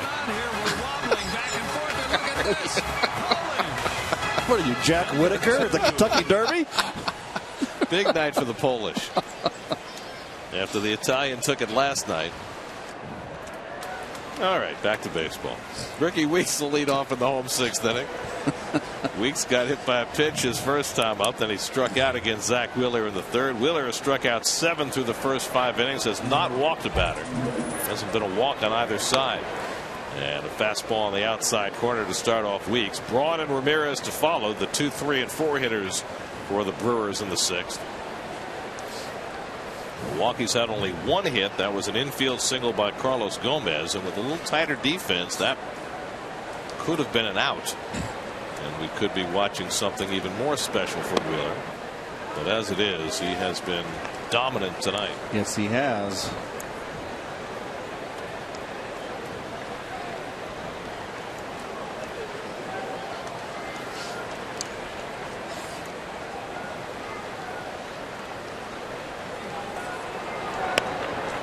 Weeks takes a slider off the plate, 2-1.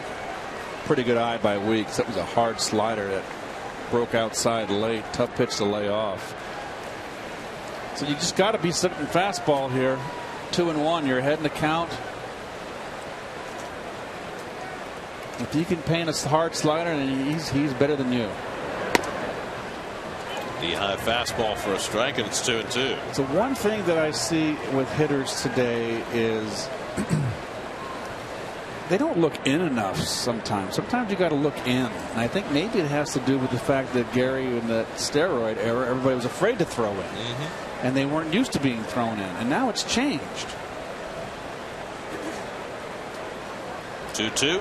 Curveball inside, full count.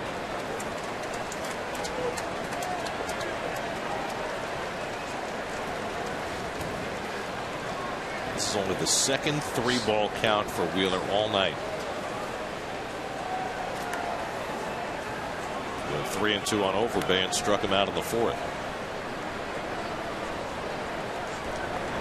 And Weeks with a late swing foul. Ball 4 right there.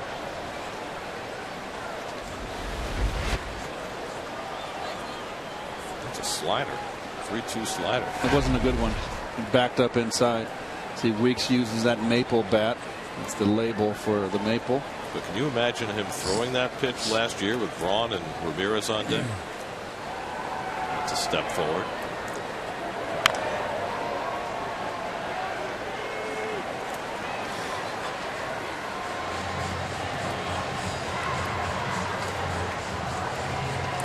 Weeks getting the playing time with Scooter Gennett on the sidelines with a quad injury. Gennett was really tearing it up, hitting over 300. He's in the top 10 in hitting. Weeks getting his 31st start of the year tonight. 8th pitch of the at bat coming, and it's just off the plate, ball 4. And there's the first walk of the night for either side. And that didn't miss by much.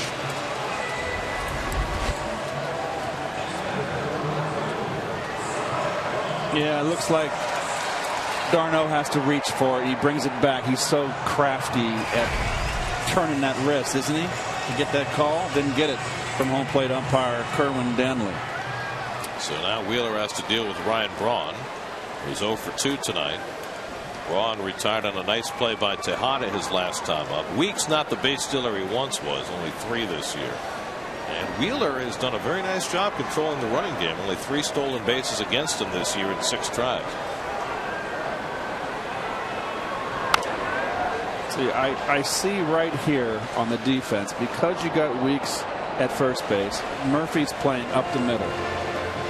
Now the first baseman Duda has only come off so far. That's a nice little situation hitting in a ball game like this. You go look for a ball away and look to put the ball right on the ground in between the second baseman and first baseman. First and third, nobody out. And Keith, that's what he's been doing. That's all Braun's been doing for the most part the last 2 months, is hitting the ball to right field since he hurt his thumb. And then Braun. So I'm shocked that Murphy's playing as close to the bag as he is.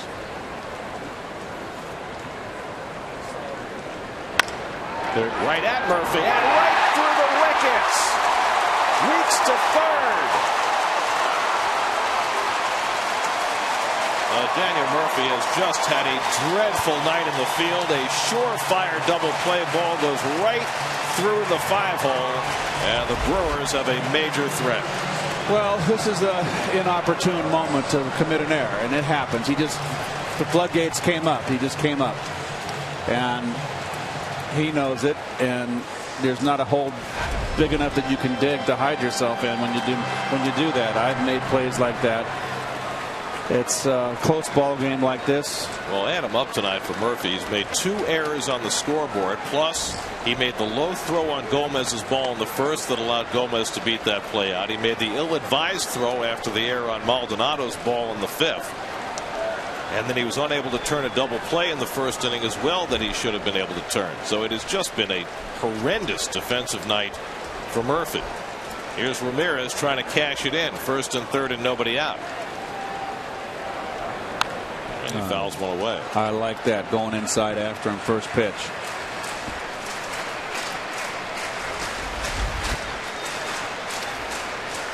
Tell you what, Ramirez does not get cheated. He takes a healthy cut. Weeks at third, Braun at first, nobody out. Scoreless game, 6th inning. Mets will concede a run to try and turn a double play to try to avoid the big inning. But what Wheeler could really use is a strikeout. Ramirez hits it hard and just fouled. Yeah, he looked in there. That's what I'm talking about. He turns on this one, and he had to be looking in there. He's a veteran RBI guy, over 1,300 RBIs in his career. Very surprised that Lagares playing so shallow. And with this power hitter like Ramirez, I think that's too shallow, Gary. Trying to take away the sacrifice fly if he can. Double over his head makes it 2-0. Yep. Well, Wheeler looking for the strikeout here on 0-2. This is high with a fastball. And you notice that was done on purpose. You saw d'Arnaud elevating the target. But look how beautifully Ramirez takes this pitch. Not the least bit affected by this high fastball. That's good hitting. Not the least. That's very disciplined. 1-2 to Ramirez. Reaches for that slider and wastes it away. I believe that was a changeup, Gary, and it was a good one in a good spot, and he just gets a piece of it to stay in the at bat. It's 83. Let me see right here. I think it's a change. Just got a piece of it. The good hitters stay in that at bat. He's still in a hole, 1-2. Wheeler struck him out his last at bat. 7 strikeouts for the night. And again, able to foul off the good fastball. Well, this is a good battle right here. You can just see the expression on Ramirez's face that he is very intent on driving in this run. Chris Davis on deck. Big crowd on a Friday night in Milwaukee, looking for the Brewers, who've been a hot team, to break the ice.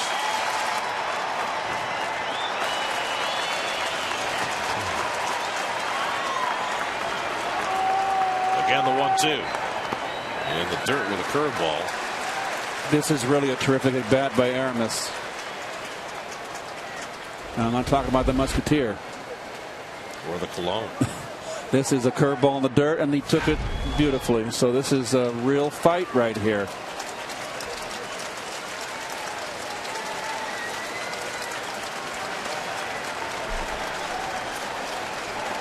It took Wheeler 7 pitches to strike him out his last at bat. This will be the 7th pitch of this at bat.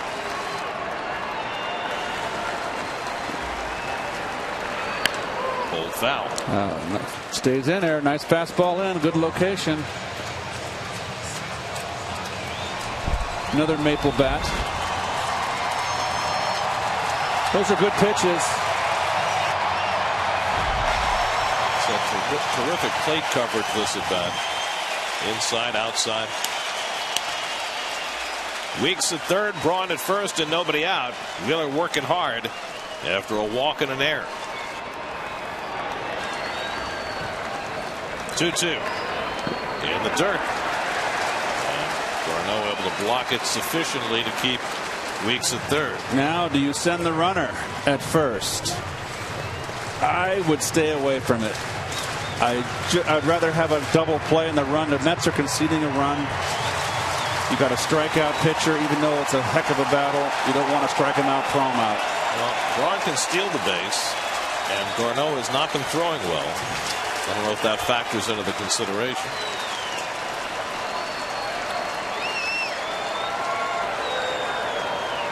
Not going. Ramirez hits a slow ground ball. A run will score. They get the out at second. Murph with the turn. Not in time. 1-0 Milwaukee. Ball just not quite hit hard enough to turn 2. Ramirez gets the RBI to put the Brewers in front. Now this was just a heck of an at bat by Ramirez. You can see clearly he beat the throw.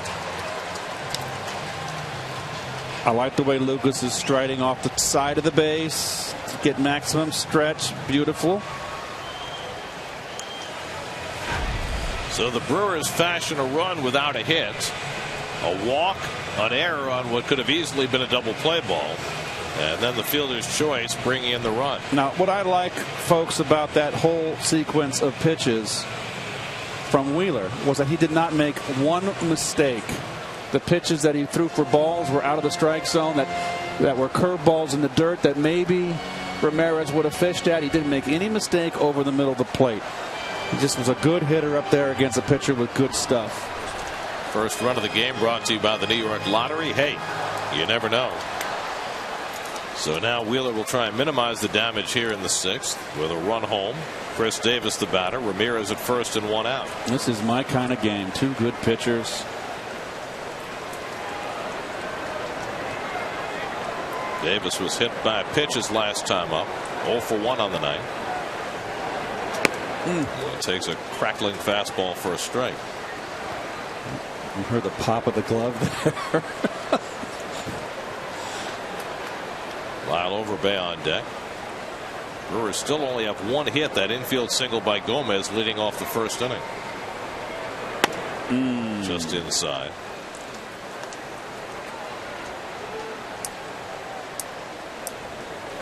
Well, the Yankees have beaten the Blue Jays at Yankee Stadium tonight. The 17th straight time that the Blue Jays have lost at Yankee Stadium. Blue Jays are fading. How is that even possible? And Davis got tied in a knot and takes a strike, 1-2. Maybe a bed check. How about this? Ichiro Suzuki hit a 3-run homer to give the Yankees the lead in the 3rd inning, and they made it stand up. First home run of the year for Ichiro. And that overcame 2 Jose Bautista home runs, and they beat Mark Burley. The Yankees have been rolling. 6 games over 500. 1-2 to Davis. Struck him out. Foul tip held by d'Arnaud. 2 out. 8 strikeouts now for Wheeler. Beats him. And this is a guy who steps in the bucket and beats him inside. Right to his strength. Little 4-seamer looked like. Straight fastball inside corner. Goes, sit down, and grab some pine. They still use pine? I thought they'd upgraded. Here's Overbay, who's been up twice and struck out both times.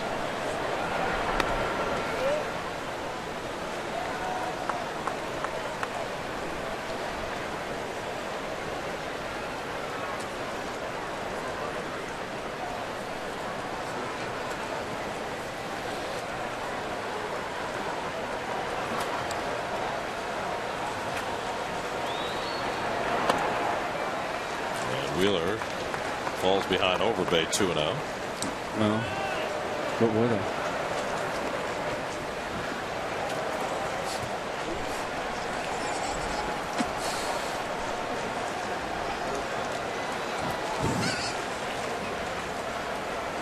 Gene Segura would be next.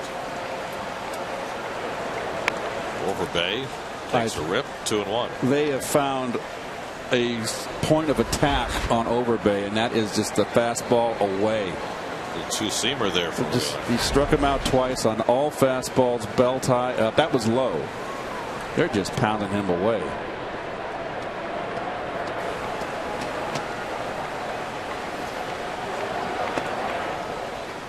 And now 3-1.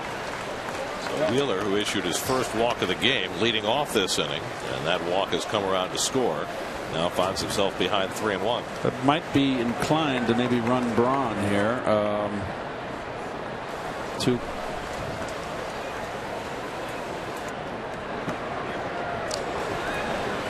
Excuse me, that's Ramirez. My mistake.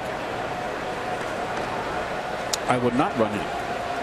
I would hope for 3-2.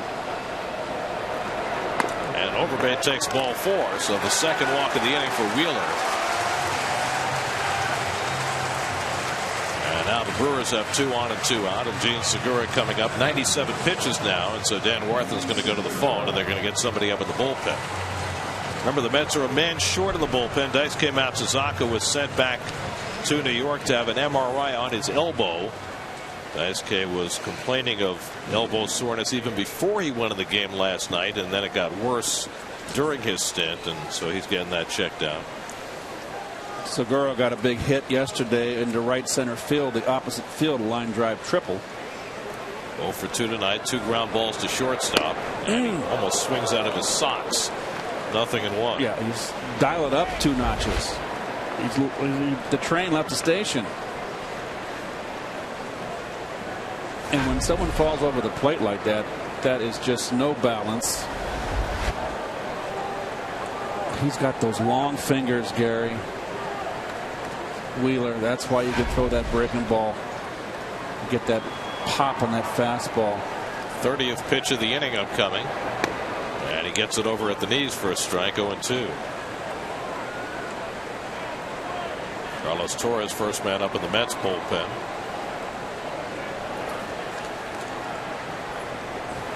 Anyway, I was going to say about Daisuke, you worry about Daisuke's elbow. He's already had Tommy John surgery once. So the Mets will hold their breath on that.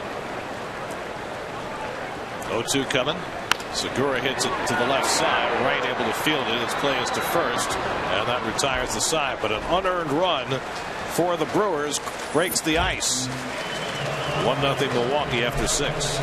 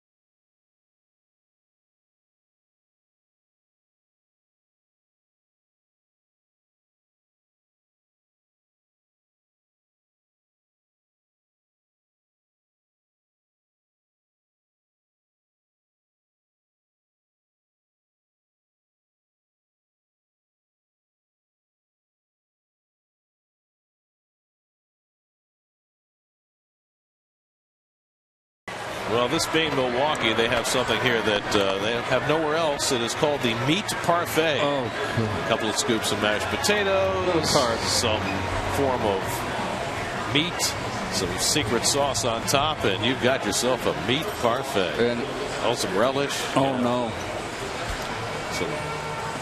Something. You better, after you eat that, go out and plow the back 9. Or burn those carbs out. Run a few miles. Well, on the strength of an unearned run, the Brewers have a lead as we go to the 7th inning. Lucas Duda will lead off against Giovanni Gallardo, who had a long time in the dugout. His team was at the plate for a significant period of time. See if he stays sharp. He's retired 9 in a row. Duda 0 for 2 is grounded out and flied out tonight. And takes the first pitch curveball down for ball 1. Brewers got their run without a hit, a walk, an error, a fielder's choice. That was enough to get the first run of the game home against Wheeler, an unearned run. This has been quite the pitcher's duel tonight. Duda hits it sharply to right at Overbay, and that's the first out of the 7th. Well, the Mets have hit some balls hard, much harder than the Brewers have hit the balls off of Wheeler, but they've hit them right at the defenders. So now Travis d'Arnaud. Travis is grounded to short and hit into a fielder's choice. 0 for 2 tonight. Mets have had 3 hits. Murphy 2 singles. David Wright 1. The Mets' lone scoring chance came in the 4th when they got the first 2 men on against Gallardo, and he was able to work through it. Gallardo now has generated 9 ground ball outs among the 19 outs he's gotten tonight. Keeping the ball down, spotting his fastball.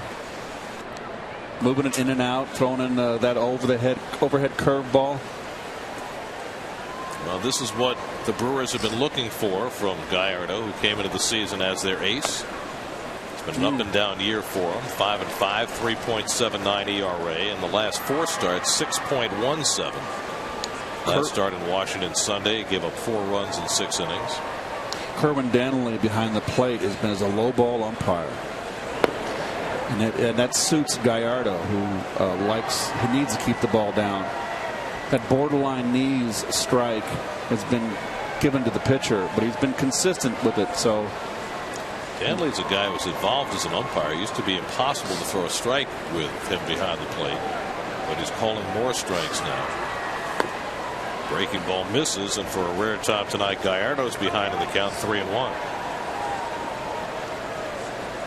In fact, this is Gallardo's first 3-ball count of the night, with 1 out in the 7th inning.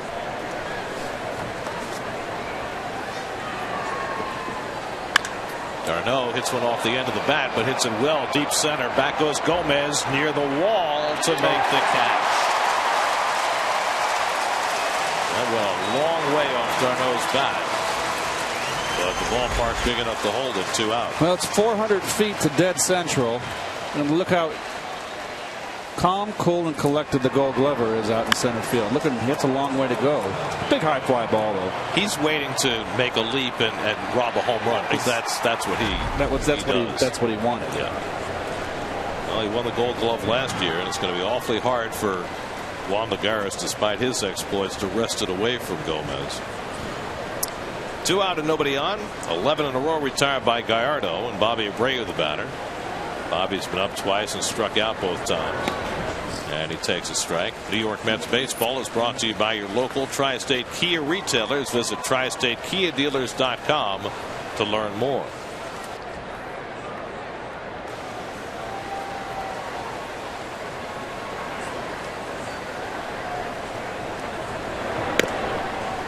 Ball and a strike to Abreu.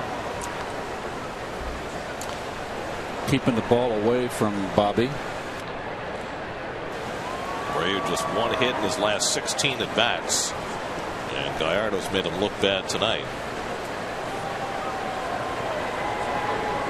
Abreu slashes 1 foul, 1-2. Bobby's just out in front, and when you're out in front, it's a lot like golf. It's when a guy slices, you get that shoulder out, opened up too early, and then your bat lags behind.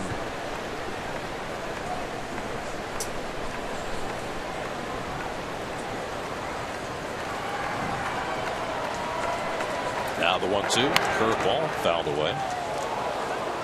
Well, the Washington Nationals, who lead the National League East, playing in Cincinnati against the stumbling Reds, and the Nats up 4-1 in the bottom of the 9th. Rafael Soriano on to try and save it for Tanner Roark.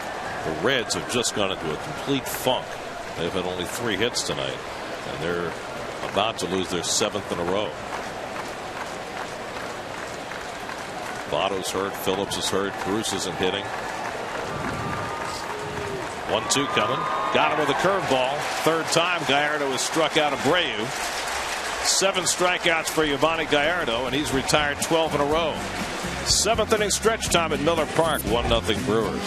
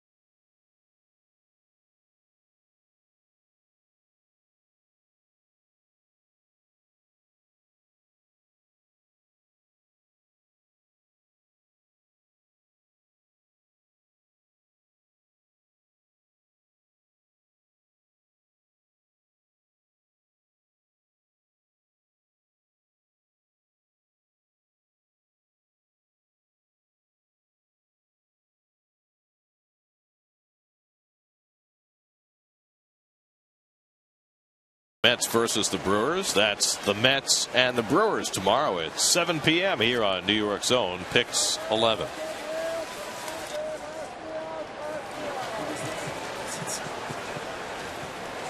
Zach Wheeler back to the mound for the bottom of the 7th. Martin Maldonado takes a curveball for a strike.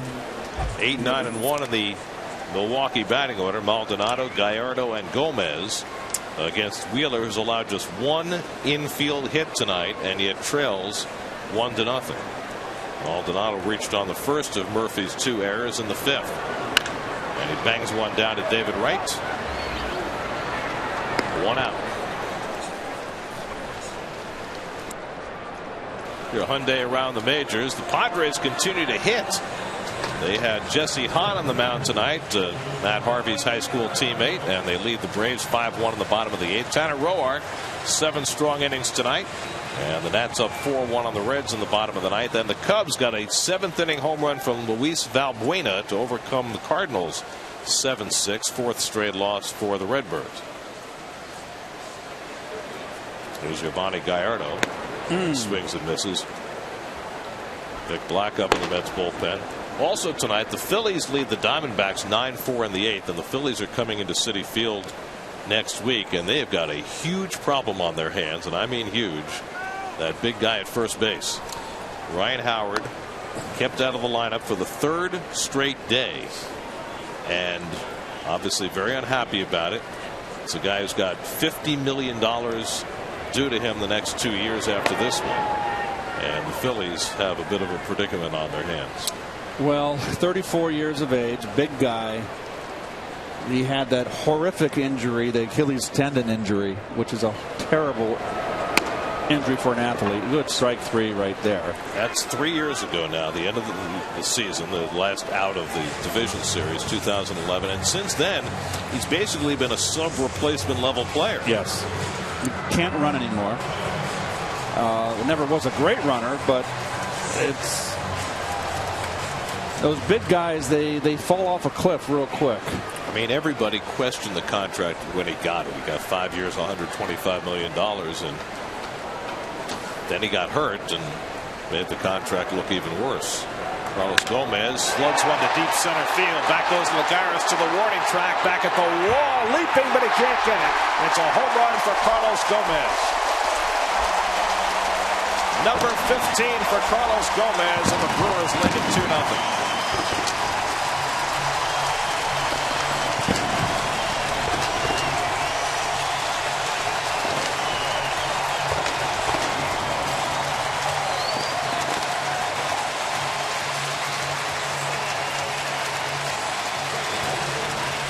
Well, he loves to jump that first pitch. And why wouldn't you when you're hitting over 400 for the season on the first pitch?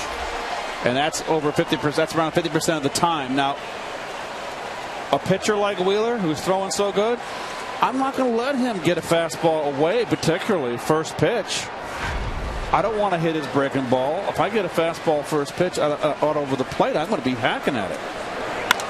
Weeks drives one to deep center field. Lagares back again near the wall. It's off the fence. Weeks digging for second.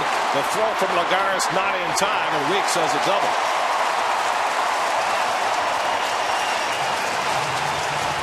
Well, just like Gomez before him, Weeks drives the first pitch to right center. Same pitch out over the plate, too. And nice level swing at it by Weeks. That's a bullet off the wall. And that is a sure enough sign that maybe Zach is done. And his night is over. Good cut, level swing. So Wheeler, who was brilliant tonight for 6 2/3, gives up the home run and double on his last 2 pitches of the night, and Vic Black will come in to take his place. Call to the bullpen brought to you by Dunkin' Donuts. America runs on Dunkin'. We'll be right back to Milwaukee.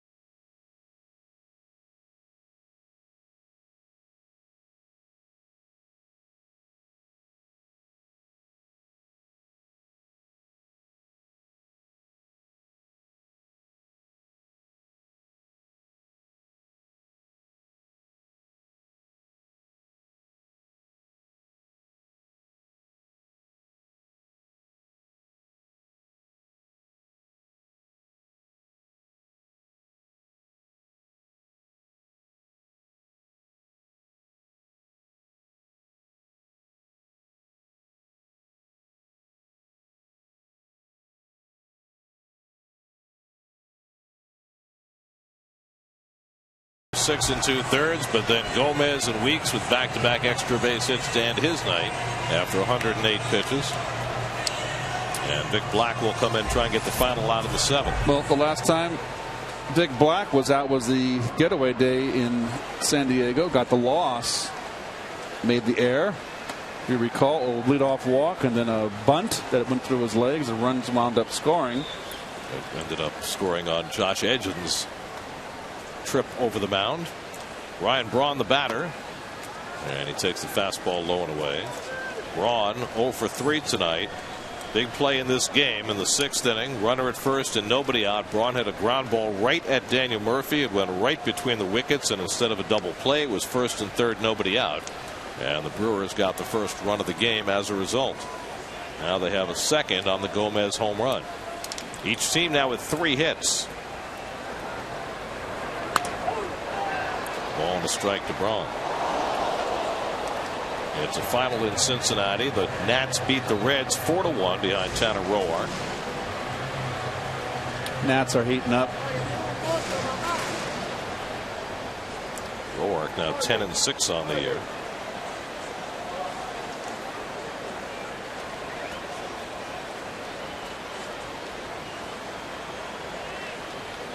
One and 1 to Braun. And he lifts this one to right field. Playable for Granderson. And that retires the side, but not before the Brewers add a run as Carlos Gomez attacks the first pitch he sees from Zach Wheeler. It's his 15th home run of the year. After 7, 2-0 Milwaukee.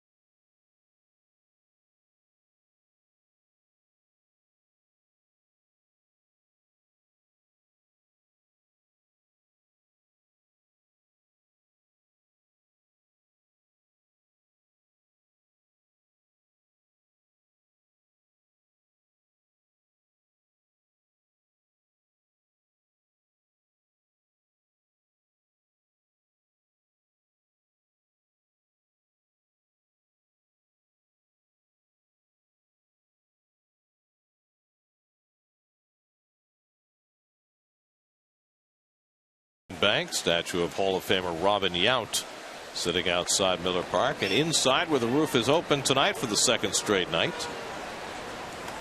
Retractable roof stadium, never a chance for a rain delay. Juan Lagares leads off in the 8th inning against Giovanni Gallardo, who's working on a 3-hit shutout. Gallardo's retired 12 in a row. He's gotten Lagares twice on ground balls tonight. Juan is now 0 for his last 11. Ruben Tejada on deck, and then Eric Campbell has a bat ready to bat for the pitcher. Juan looks very mechanical up there, very uncomfortable.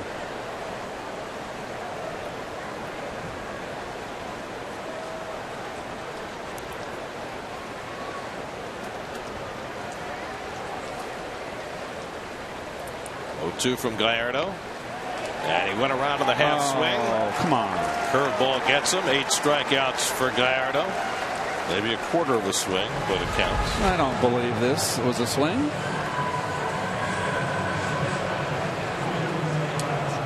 But that seems to be umpires are under orders to ring up the hitters the great majority of the time. Anything close, automatic.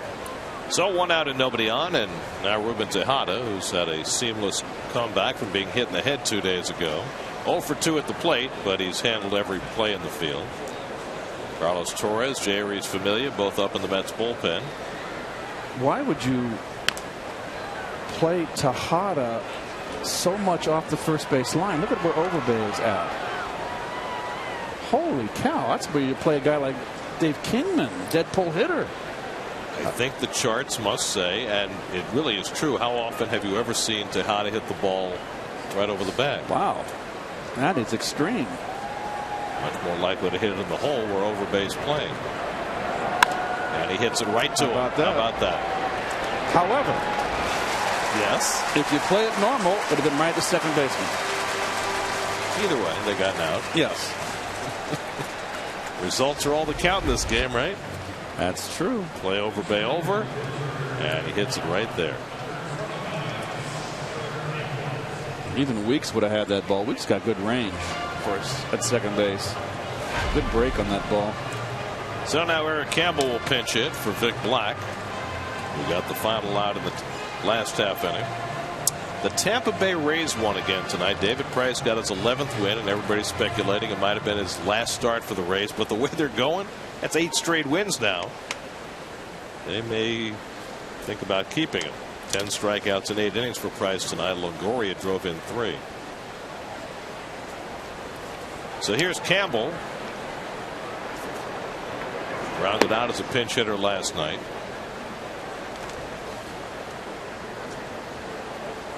Well, Gallardo has retired 14 in a row since David Wright's single in the 4th inning.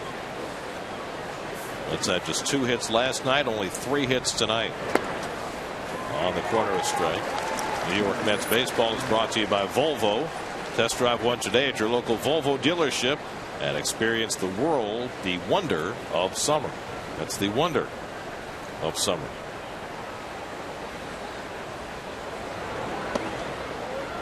One to Campbell.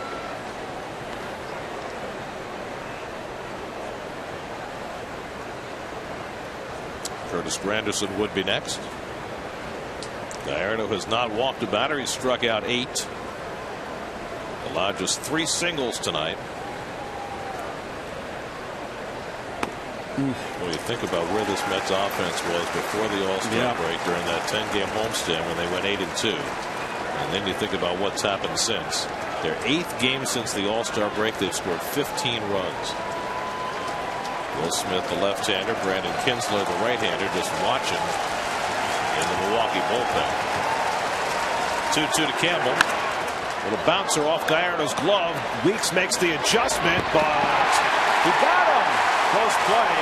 Terry Collins immediately out of the dugout, and he's going to almost certainly challenge this. Mark Ripperger, the young first base umpire, made the out call at first. Nice recovery by Weeks off the deflection, though. Difficult throw. Safe. They're going to overturn this. So they'll go to the headsets. We'll take another angle at it. Now look at the extension by Campbell. It hits the base well before the ball's in the back of the glove. So almost certainly this one will be overturned. And not a good stretch at all out of Overbay. Well, Gallardo had retired 14 in a row, trying to make it 15 there. Got the call, but almost certainly this will be overturned. And I wonder whether that's going to cost Gallardo a chance to finish this game. To have to face at least one more batter here. I would definitely bring in left-hander to face Granderson. Play under review brought to you by the 2014 Mazda 3 with seamless connectivity. What they have Zach Duke and Garzalani out there, right? And the Smith, who is up now. Oh, that's right, Will Smith. 3 lefties. Smith has been the phenomenal workhorse out of that bullpen. Yep. And let's see what they do. They overturn it. Safe at first base, so it's an infield hit for Eric Campbell. So the Mets win the challenge. And snaps a string of 14 in a row retired by Gallardo. And here comes Ron Renicky out of the dugout, and that may be all for Gallardo. And that's the right move. 104 pitches for Yovani Gallardo, and he's going to go to the left-hander. So Will Smith will come in to face Curtis Granderson with the tying run at the plate in a 2-0 game in the 8th. Strong outing for Gallardo, who allowed just 4 hits, didn't walk a batter, and struck out 8. But he will take his exit here in the top of the 8th inning.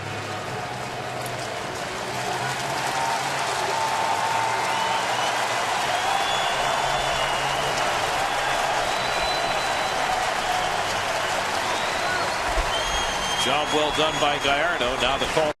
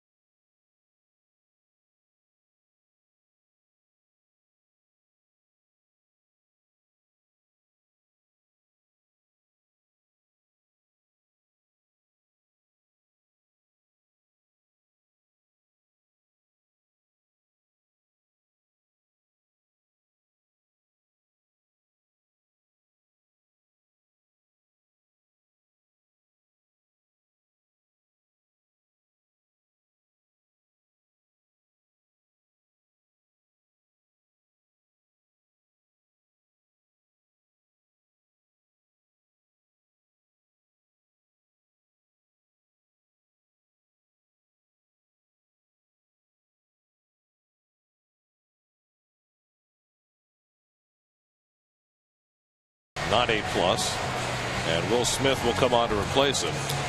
Acquired from Kansas City last December, and he's a hard thrower. You can look at the numbers right there. Look at the strikeouts to innings pitched. But Curtis Granderson, 2 for 2 with a home run career against him. I don't know if that means anything. Well, Granderson trying to fight out of a slump. 0 for his last 16. He's the tying run at the plate in a 2-0 game. And the first pitch breaking ball sails up high. Helicopter. Granderson tonight grounded out, struck out twice against Gallardo, who fanned 8 in his 7 2/3. Campbell at first and 2 out, and Granderson pulls the fastball foul. Will Smith, first drafted by the Angels, went to Kansas City where he started his career, and now to Milwaukee. Big, strong lower leg. Look at the legs. Very strong lower body. Upright, doesn't drop and drive. Look at that. No, just stiff legged. That's just got a strong arm. Oh, nasty slider to get ahead on Granderson. 1 and 2. That's his best pitch.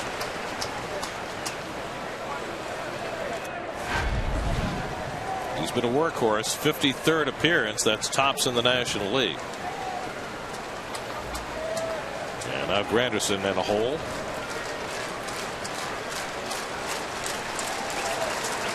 1-2. Breaking ball, got it. Side retired. Smith comes in and gets his man. Gallardo and the Brewers up 2-0 as we go to the bottom of the 8th in Milwaukee.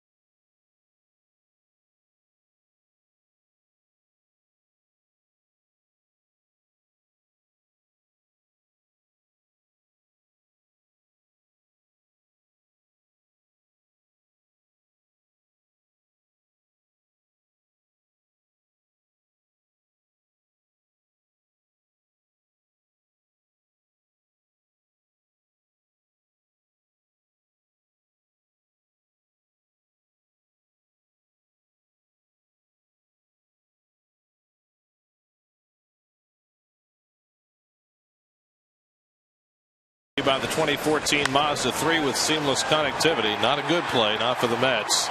Daniel Murphy's second error of the game on what should have been a double play ball. And then the routine grounder brings in the first run of the game. And the Brewers have made that stand up. Carlos Gomez has added a home run. Now Carlos Torres will come in to pitch for the Mets in the bottom of the 8th. The last time Carlos pitched was the Saturday game in San Diego when an inning of work gave up a solo home run to Seth Smith. He's been solid. The ERA does not lie right there. He's been solid for the Mets. He is the workhorse out of that pen. And you see the numbers against the left-hand hitters. That's been especially impressive with his natural cutter. Aramis Ramirez, Chris Davis, and Lyle Overbay right, left against Torres in the bottom of the 8th. And the Mets then looking at the specter of facing their old mate Frankie Rodriguez in the 9th inning.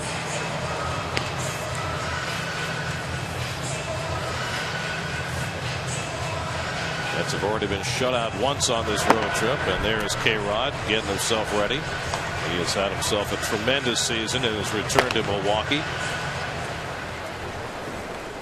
He was not brought here to be the closer, but they made a change right before opening day. K-Rod replaced Jim Henderson as the closer, and that has been a terrific formula for Ron Reneke's team. Here's Ramirez, who drove in the first run with a terrific turn at bat against Wheeler in the 6th inning. Saw 9 pitches, fouled off a couple of really tough ones, and then hit the slow ground ball that brought in the first run of the game. Chris Davis on deck, Overbay behind him. The Mets have 4 hits, the Brewers only 3, but Milwaukee with a 2-0 lead. So Wheeler, for his 5th straight start, gives up only 1 earned run. 2 runs total, but 1 earned. 6 2/3, 3 hits, 2 walks, 9 strikeouts for Wheeler, who lowered his ERA to 3.64, but is in danger of falling to 5-9 on the year. But he has been, I mean, he's taken his game to another level. Yes, he has. He's backed up enough now. 5 starts.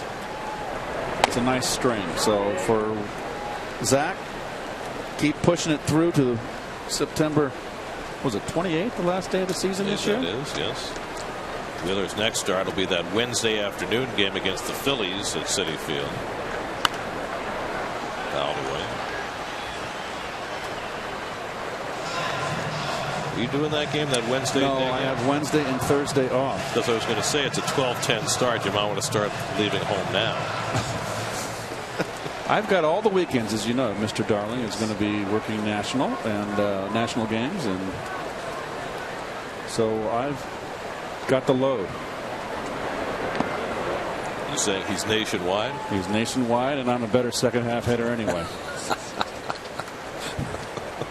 Always wanted you there with the game on the line.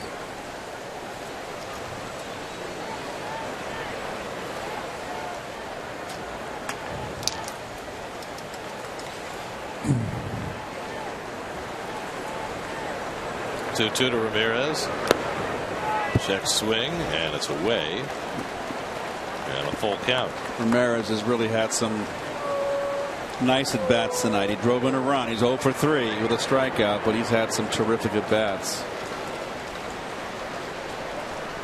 He was the starting third baseman on the National League All-Star team this year. 3-2 from Torres. Pulled foul.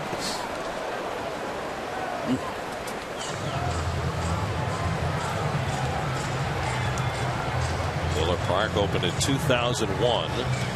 Since its opening, the Mets have been shut out here twice. One of those was by Gallardo in a complete game in 2010. Tonight, Gallardo was tremendous for 7 2/3. Ramirez pops one up. Darno hoping, but this ball is going to be. No, he's there at the railing to get it. That ball came back for him. Nice play. The ball was headed about 5 rows deep. I don't know if there's a breeze or not, but it came back for Darno. It looked kind of funky there. You see Travis having to come in and get it. Nice play. Almost made a friend there. Well, look at this. Chris Davis didn't know which way to go. Yep. See, that ball kept moving. Nice play. He's a great circle route for everybody concerned. But it worked out well for Torres and d'Arnaud. Now here's Chris Davis, and he takes a fastball for a strike. Davis 0 for 2. He's been hit by a pitch. Jonathan Lucroy, who was down in the bullpen, made his way to the dugout during the last inning break. So he's ready to be a pinch hitter if needed. Davis went around on a half swing. Please. That's Mark Rippiger. Let's see. No, maybe. So I'll take it back. Sorry, Mark. You hear Lloyd McClendon's comment the other day about check swings? What? He said they should be subject to review. There's strike 3 as Torres has his first strikeout. Now, can you imagine how long the game would be if they tried to do that? Yes. It's the best way to start your weekday. Join Suki, Corey, and the gang from 5 to 9 on the Pix 11 Morning News, where every story hits home. So 2 out and nobody on. Now Overbay, who struck out twice and walked against Wheeler. In the top of the ninth, the Mets will have their big hitters up, Murphy, Wright, and Duda, against K-Rod to try and come from behind.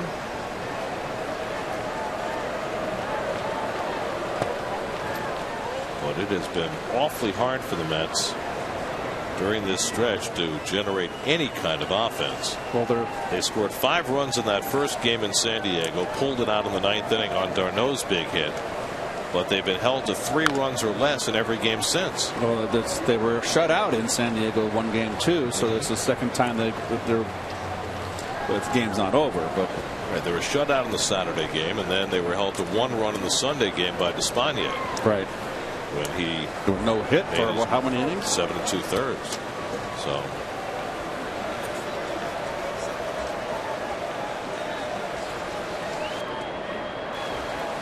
Two one coming to Overbay, and he laces one up the middle, a base hit.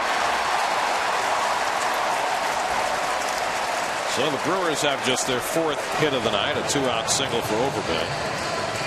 Overbay was very happy to see Wheeler lead the way go. You think? Now here's Segura, who's been up 3 times, grounded out to the left side all 3.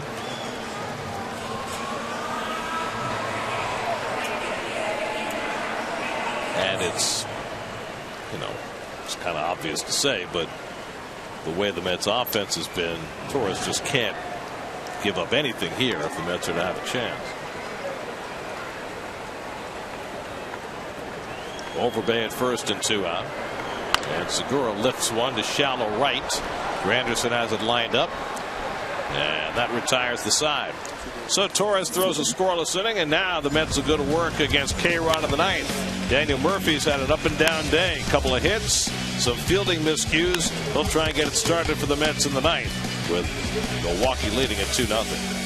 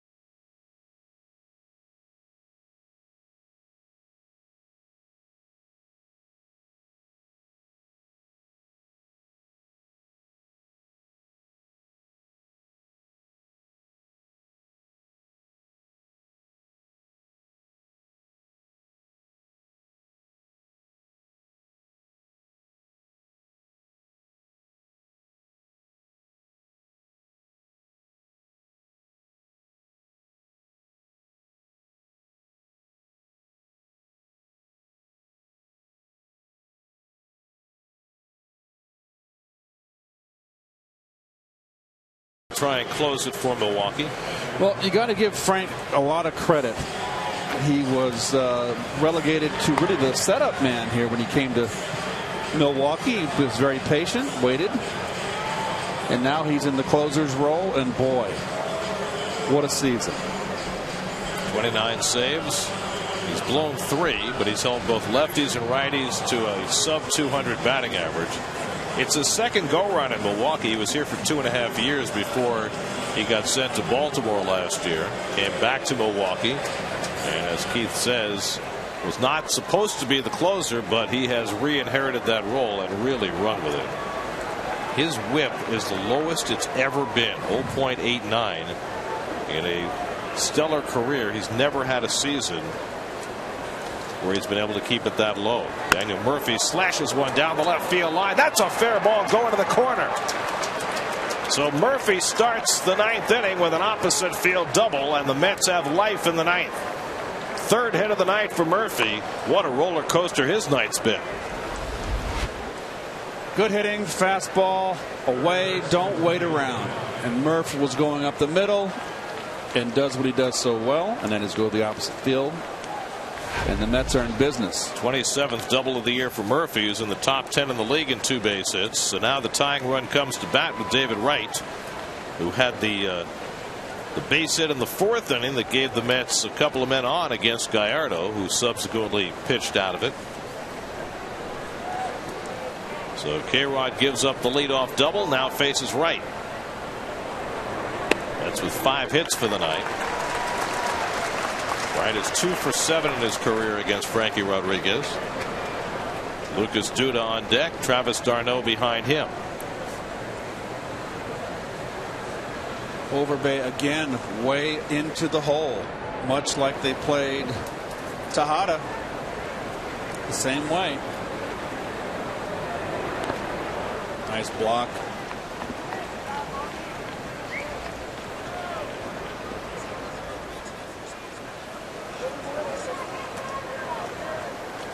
It's a long way to get to first base for Overbay, and you got to make sure your infielders know where you're at. I'm sure they do, so they can get that ground ball. Know they're going to have to skip a couple beats until he gets to the bag. Murphy at second and nobody out. 1-1 to Wright, and he gets the changeup over for a strike. 1-2. Well, he's always had the great curveball, but the changeup is the difference maker for Frankie. He's been throwing it a lot more this year. That was not in a great spot. That was up inner half.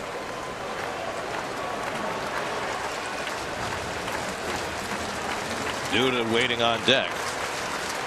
1-2 to Wright.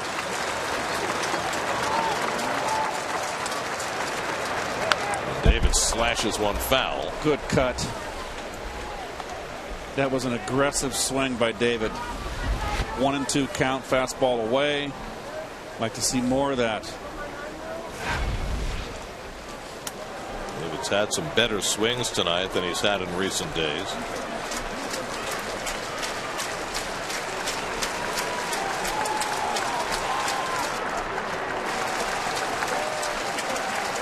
Again, the 1-2. Lays off the curveball. 2-2.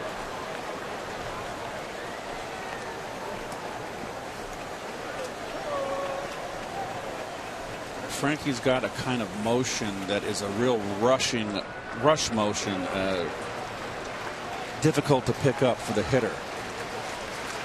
333 saves, 12th on the all-time list.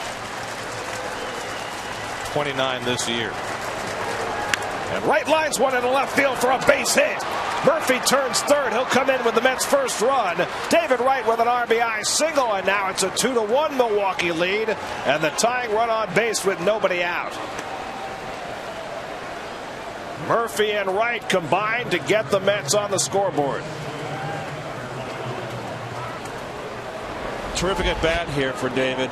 Changeup, good spot, just stayed back, let go with one hand. There's your grip. It's a pitcher's pitch. You tip your hat to the hitter. Look at that. Down and away. can't put it in a better spot. Just a good hitting right there. So now the Mets with the tying run aboard and nobody out due to the batter. Lucas 0 for 3 tonight, and he swings and drives one deep right field. Braun looks up. It's out of here! Lucas Duda with a 2-run homer, and the Mets have the lead.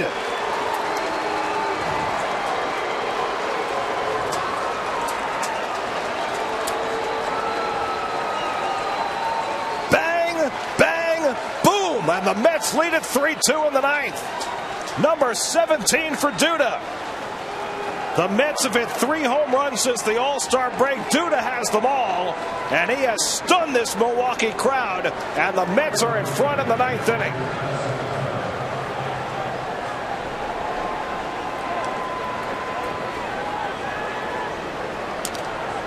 Attacking Frankie first pitch like lightning. The Mets have the lead. Lucas Duda's aggressiveness has changed everything. Here's d'Arnaud. First pitch, fastball. Oh, might have been a change. No, it's a fastball. And it's outside corner knees. No, too much in the middle, right into his wheelhouse. d'Arnaud hits it hard, and the Mets have their 4th straight hit against Frankie Rodriguez.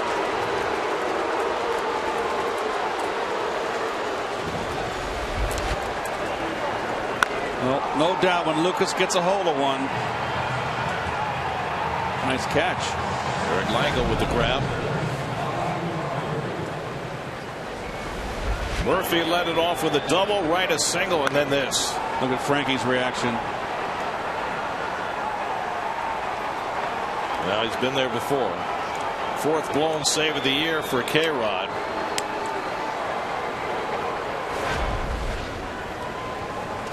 And after a night of frustration against Giovanni Gallardo, the Mets putting a hurting on Frankie Rodriguez in the ninth. Now Abreu takes a strike on the inside corner. Well, you know who's the happiest person in the ballpark right now? Daniel Murphy. Yes. Redemption. And now Henry Mejia getting ready in the Mets bullpen to try to protect what the Mets have given them.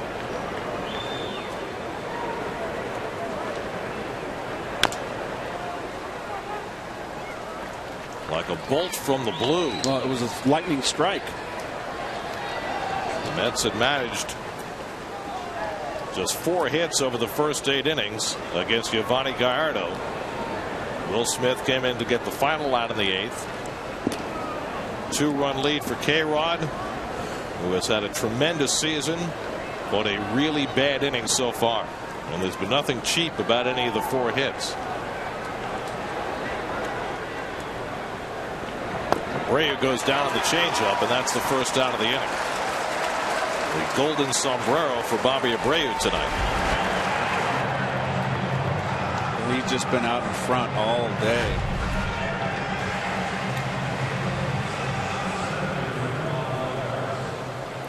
So 1 out and 1 on. Now Lagares, who's 0 for 3, grounded out twice and struck out. Really good at bat by David Wright that drove in the first run.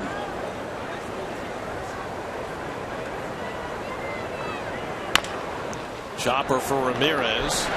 Out at second. Weeks with the turn, but not in time. Nice hard slide by d'Arnaud at second base. So 2 away and Lagares aboard. Tough to turn 2 with the speed of Lagares on the high chop. So now Ruben Tejada will bat. He's 0 for 3. Looking ahead to the 9th inning, the Brewers have 8, 9, and 1 in the order coming up. Maldonado, the pitcher's spot, in Gomez. So almost certain to see Jonathan Lucroy pinch hit against Mejia.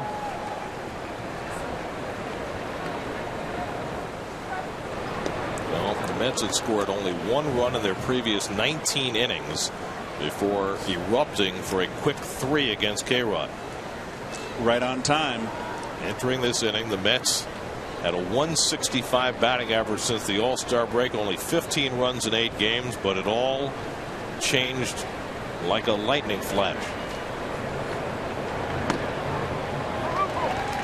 They would love to get more from Mejia, but Henry has been so good.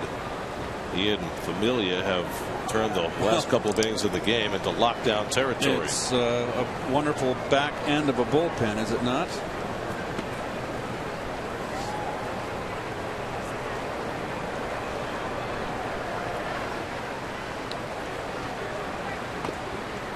Tight to Tejada. No flinching at all for Ruben tonight. No, he's fine. Good to see. He's fine. Chris Young on deck. He'll pinch hit if Tejada keeps the inning going. Mets do have a left-handed bat on the bench. That would be Eric Young, a switch hitter. Otherwise, all right-handed bats on the bench tonight.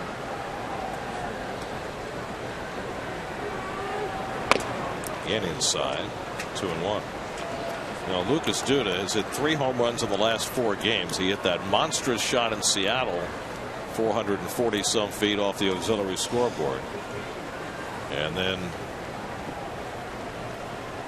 the one last night in a lopsided game, and this one in a huge spot. He's kind of rounding nicely into a legitimate cleanup hitter for this Met ball club. But the difference, Keith, has got to be his ability and his willingness to swing at the first pitch when it's in his zone. Look what he's done on first pitch swings this year. I understand. I hear you. I mean, last year in those RBI spots, he wasn't going to swing. And I bet you that average right there, I bet you the grand majority of them are first ball fastballs. Tejada bounces a foul, 3-2. Well, we saw it with Gomez and his numbers, but he's a naturally aggressive guy, and you expect him to have success on first pitches. But boy, Duda he's changed the whole program. If you're facing good pitchers, top quality pitchers, you're going to be first ball fastball hitting. When they're top quality pitchers, they've got good breaking stuff. So if they give you a fastball first pitch, you've got to be ready for it. Lagares set to run. 3-2 to Tejada. And check swing foul. They'll do it again.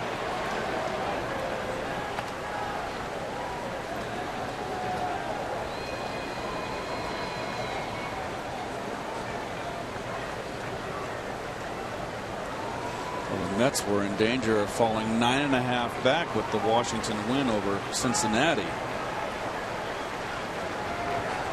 They still need to get 3 outs.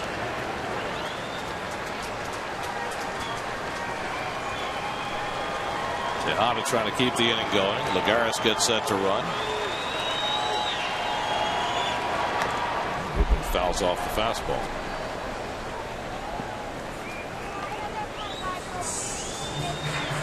Braves lost tonight 5-2 to San Diego, so Washington's opened up a 2.5 game lead over Atlanta.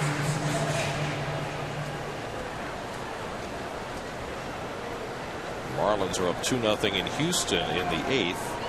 Mets started the night a half game behind Miami.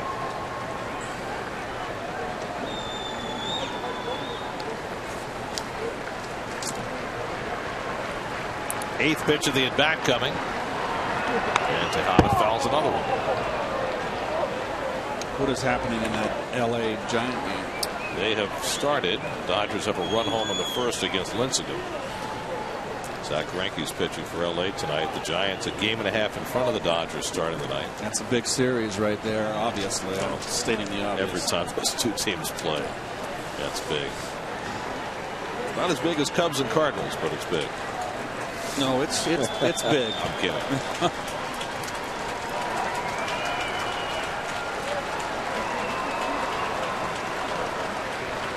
Again, the 3-2 to Tejada. And the changeup in, strike 3 called, and the inning comes to an end. But the Mets put a hurting on Frankie Rodriguez, Murphy and Wright, and then Duda. Number 17 for Duda puts the Mets in front 3-2 as we go to Mejia land for the bottom of the ninth.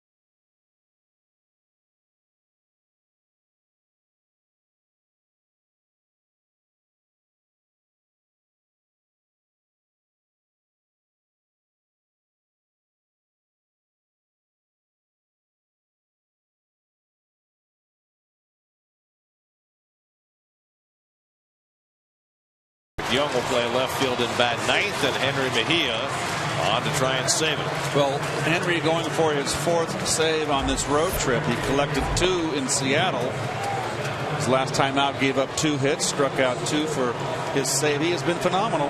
He has really just morphed right into this role as the closer, and he has been thriving. The last 13 innings, only given up 1 earned run, 14 Ks, and that's since June 21st, over a month. That's stellar. Jonathan Lucroy set to pinch hit, as is Mark Reynolds. Looks as though Lucroy is going first. So they're going to bat for the 8 and 9 hitters. Catcher Maldonado due up leading off the inning, and then the pitcher spot, and then Gomez due up 3rd in the inning. See Lucroy on the right and Reynolds on the left. Well, this is where the National League, and you got relief pitchers, no DH, you have stronger benches, and it's all the good teams have a good bench. So today pretty formidable.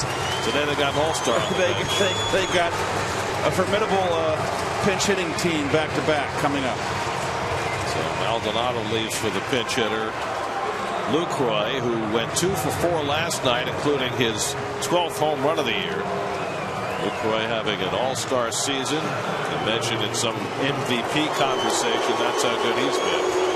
And they're not booing. They're welcoming Lucroy.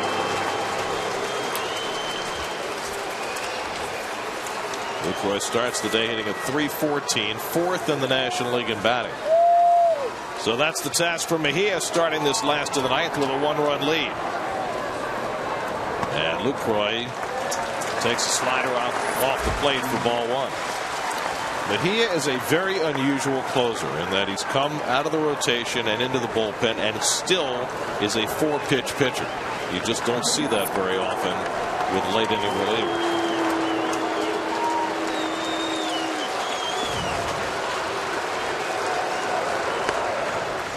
Pours in the fastball for a strike, 1-1. Well, he's got that natural cutter.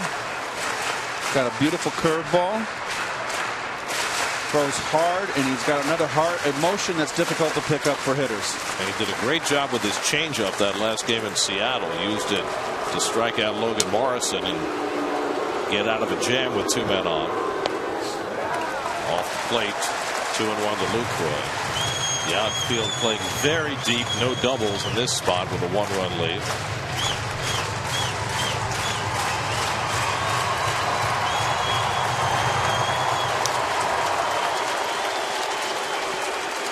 Carlos Torres is pitcher of record on the long side after throwing a scoreless 8th. And then the Mets rallying for 3 against K-Rod in the top of the inning. And Lucroy takes it at the knees for a strike, 2-2. Good strike. Straight fastball. That's what he's been working on, that 4-seamer. That's straight. Beautiful pitch. They have been aided by Darno there, who's so good at framing the low strike. 2-2 to Lucroy. Check swing off the plate. 3-2. No leadoff walks.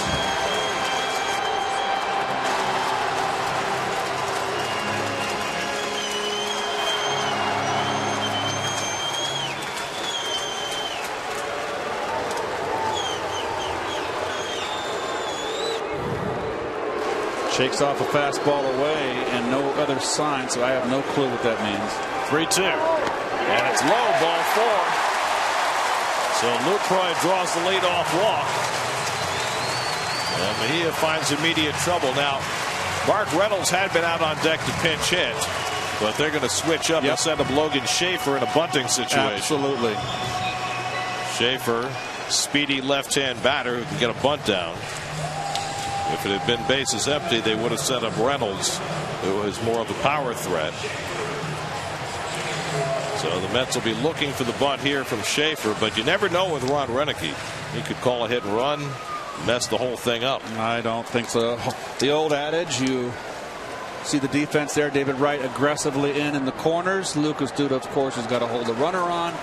When you're at home, the old adage in baseball, you play for the tie. On the road, you play for the win.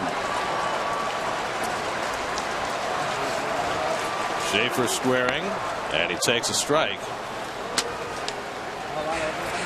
Logan Schaefer hitting just 190 this year.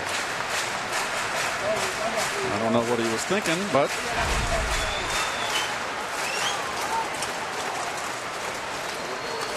Carlos Gomez on deck.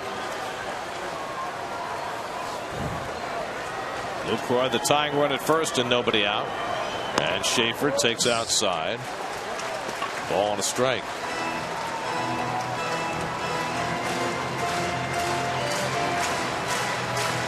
Schaefer had 11 sacrifices last year for Ron Renicky, 3 more this year. So this is a role that he is quite accustomed to.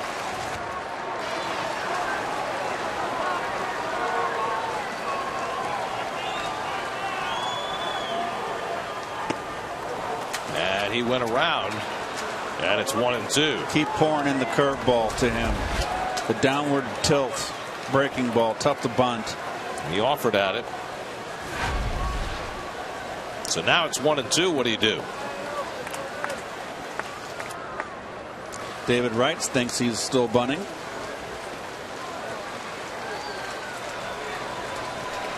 Lucroy at first. And he does square and bunts it foul for strike 3. So Renicky went down the line with the bunt with a position player at the plate. And Schaefer strikes out. An enormous out for Henry Mejia. There was a day, Gary, when there was 2 strikes. There was never a bunt, only if a pitcher was up. Pretty unusual. So now it's Gomez, who homered his last time up against Zach Wheeler. Gomez had the first 2 hits against Wheeler, who only gave up 3. He had an infield single in the first, the home run in the 7th, his 15th of the year. The Brewers tonight are 0 for 13 with men on base.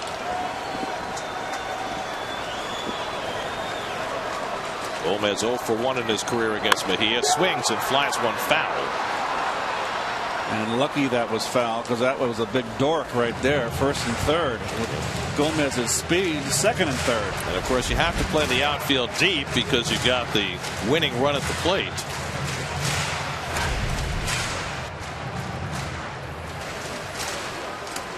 This is the big out right here. I mean, you say no doubles in the outfield. What you really want is no triples with Gomez at the plate.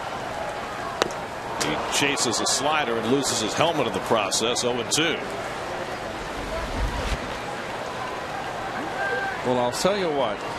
No matter what happens in the outcome of this game, Henry Mejia is fearless. He's a guy. I have no problem with the ball in his hand in a tight ball game like this in the 9th inning. He's ahead 0-2 on Gomez. And Garneau does a nice job to slide over and keep Lucroy at first base. Beautiful block. Not an easy play. Good footwork.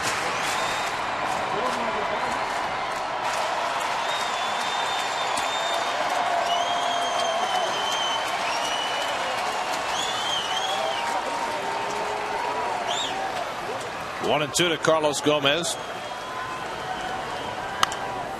Another foul ball. Let it go out of play.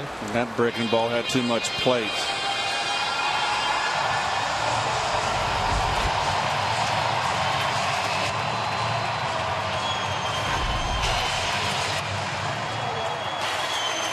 Ricky Weeks on deck.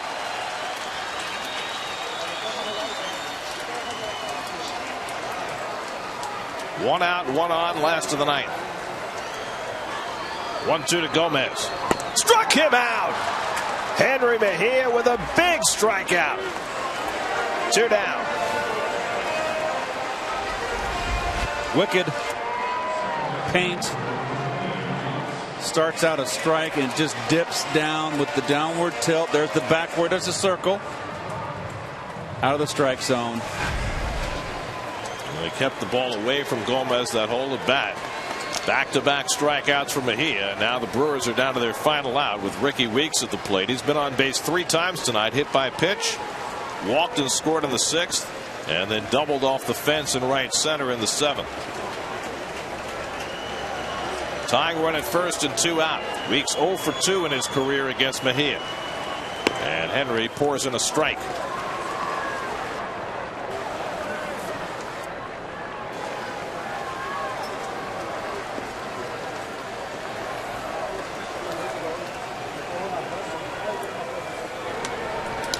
Three times this year the Mets have won a game where they trailed after 8 innings, trying to make it 4 tonight. Mejia 1 out away. And Weeks fouls it off, and now the Brewers are down to their final strike.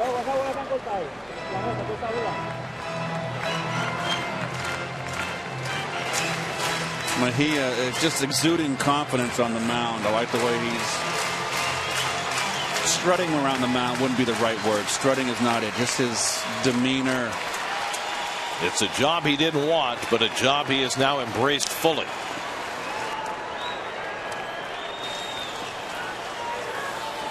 Oh, and 2 to Ricky Weeks. Fouled away.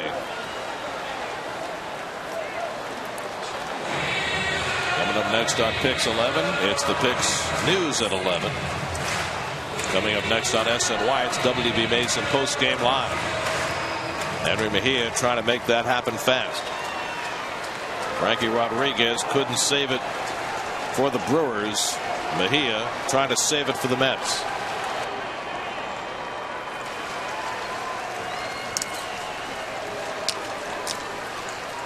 Again, the 0-2. Bounce toward third, a foul ball.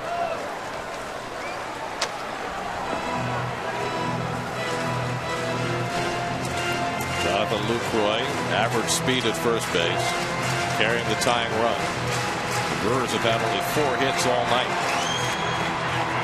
A team that had been red hot, 9 home runs in their last 4 games, another one tonight. Very dangerous lineup. Mejia gave up a leadoff walk, but now back-to-back strikeouts and 0-2 to Weeks. He struck him out, and the ball game is over.